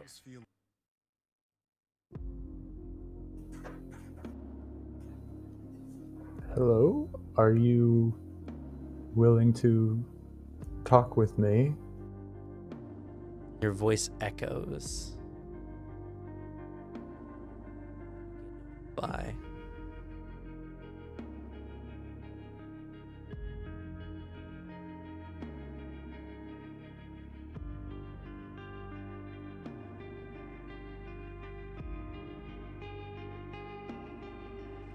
You feel your lungs begin to burn. I need you to make for me, and for all your various familiars, some physical resistance checks, please. I can't believe this is how Angelica goes. Oh, you're telling me Angelica the goat rat dies here?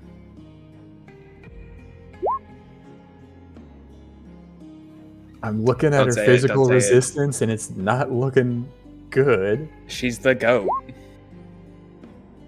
Reference to that one game. She Goat has Simulator? to pass. No, 33, idiot. Oh, Alrighty. she does have a -5 to physical resistance. Zerkanon, you succeed the check. Tithoria and Angelica. Well, Tithoria loses 1 fatigue, and Angelica loses 2.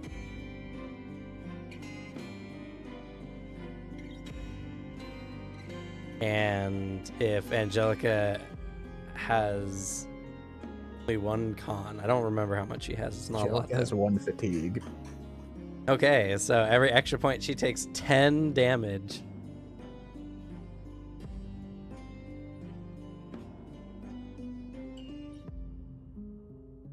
She has 5 health. Then she goes unconscious. No.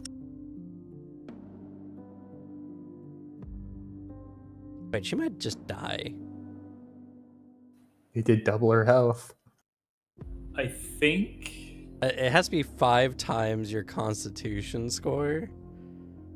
Which It is might be. 1. It might be 7 actually. The con is 1, and that is exactly 5 times the Constitution score. Oh my god. Which one of you fuckers was it that said she was outside of the door? You permitted it.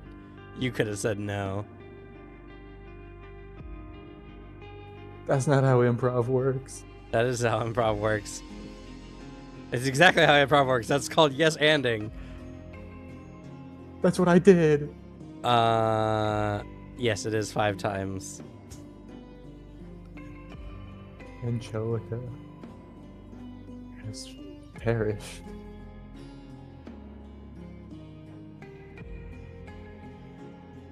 Are you able to transfer damage to yourself? Nope. She's level 0 and doesn't have any characteristics yet.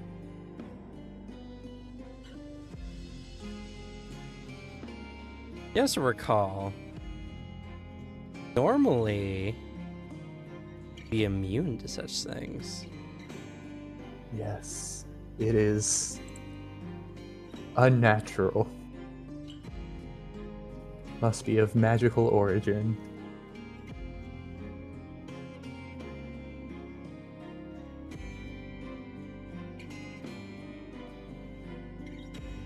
This place is... And that's where we're going to leave it.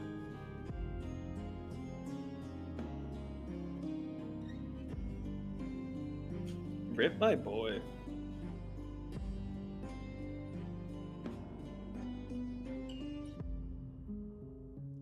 So, So, let's go ahead and do some XP. Y'all get 3 for being here today. I leveled up. Just really rubbing it in. Interpretation. There was some. I'll go ahead and give you guys 5.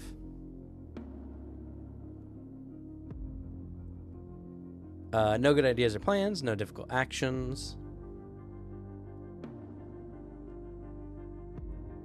No combat. I guess I gotta give the pity award to Zerkanon.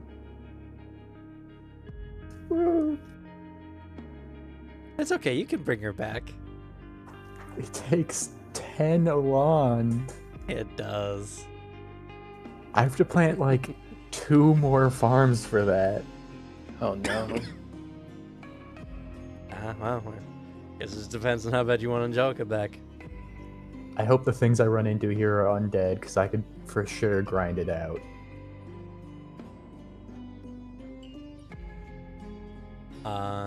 Yeah. Other than that, any player nominations and or kudos? Good I job. got such a laugh out of. I don't usually curse, but darn. yeah, that was really good. Sure, go ahead and take a player award, Zerkanon. I like my good friends learning key control. Yes, I agree. Dr. Hawthorne and Juniper, go ahead, take a player award. I enjoyed you exploring your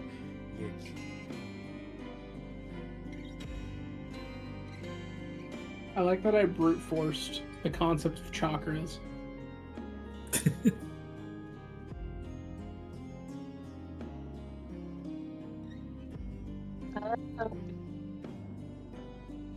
Probably more of a kudo, but for Alphonse, for just looking at Xeon users' souls and seeing the difference. It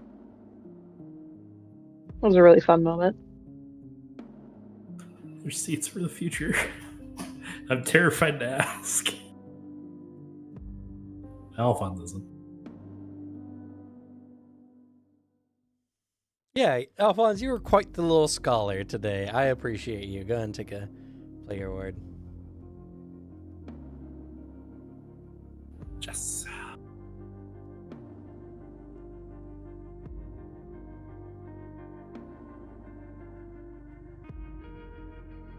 I do enjoy everybody humoring me and like trying your best to teach my character some things he might need Cam's help to figure out. But I did like the roleplay moments.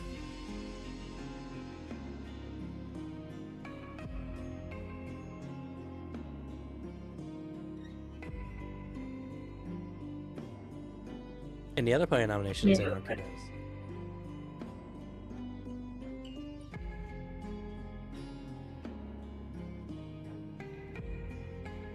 Well, Daisha, I think, who had a little bit more unexpected character moment of revealing your secrets to everyone.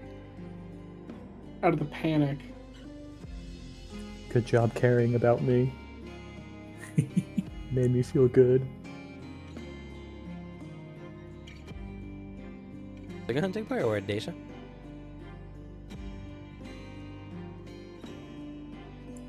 Your soul look like that. Just kidding. All he has to do is ask.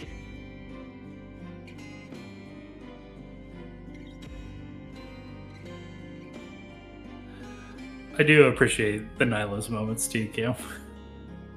Just Yeah. like the assumption on what all wizard souls would look like is like, oh no, Dacia's looks different. And he's like, oh. Concerning. But that's more abnormal. Yeah, he doesn't have the sight. He can just sense magic.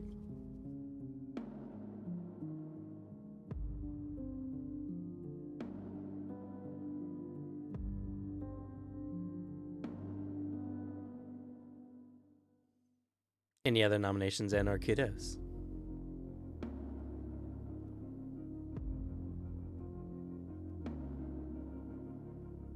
Okay. Well, that's gonna be it for us today. Yeah. Things happen. There's gonna be some problems.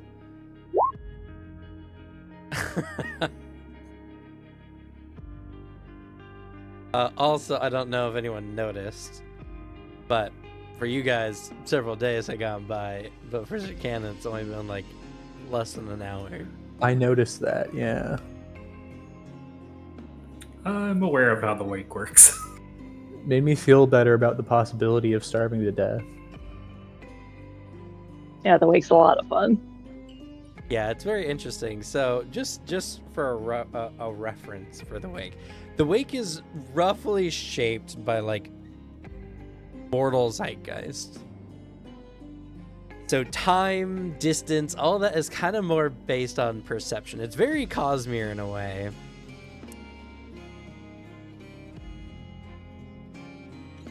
So just think, these caves are going to be representative of the zeitgeist of the people who worked there for a long time.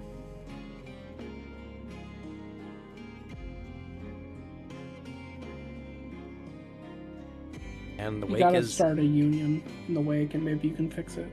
True. We start the next session with me sitting around in a circle with a bunch of shadow creatures, just like giving them therapy.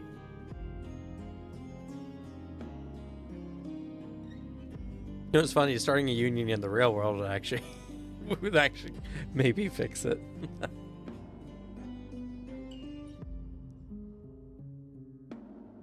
But yeah, and the wake is almost always hostile to living life. A poor rat couldn't survive. She was just a child. Only level 0. Yeah, I'm sorry to kill your familiar like that. And now I'm realizing that I have to spend 10 Alon to bring him back, but still have enough to have the totem ability, right? I think in this situation, I'd allow you to revive her, even if it brought because you that would 1D. be way harder.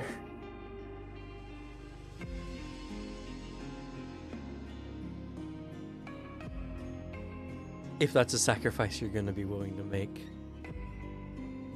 I will. 18 more XP and I level up. But, you know, there's a lot that's gone on. The city has changed a little bit since you guys have been gone as well. I got a bunch more NPCs. I'm plans. We're ready to go. Next week we're gonna be talking to Juniper's mom. Without me? That's gonna be fun. Hope you're ready for that, Slug. Man, if the Wake's all about perception, I can't wait to run into Wake alternate reality Juniper's mom. Not quite how it works, but you can dream. And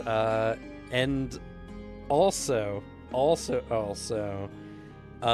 because I've been listening to Lore of the Mysteries a bunch, once you guys start getting into the more occult stuff, the non-magic-y occult stuff, things are gonna get weird and eldritch real fast.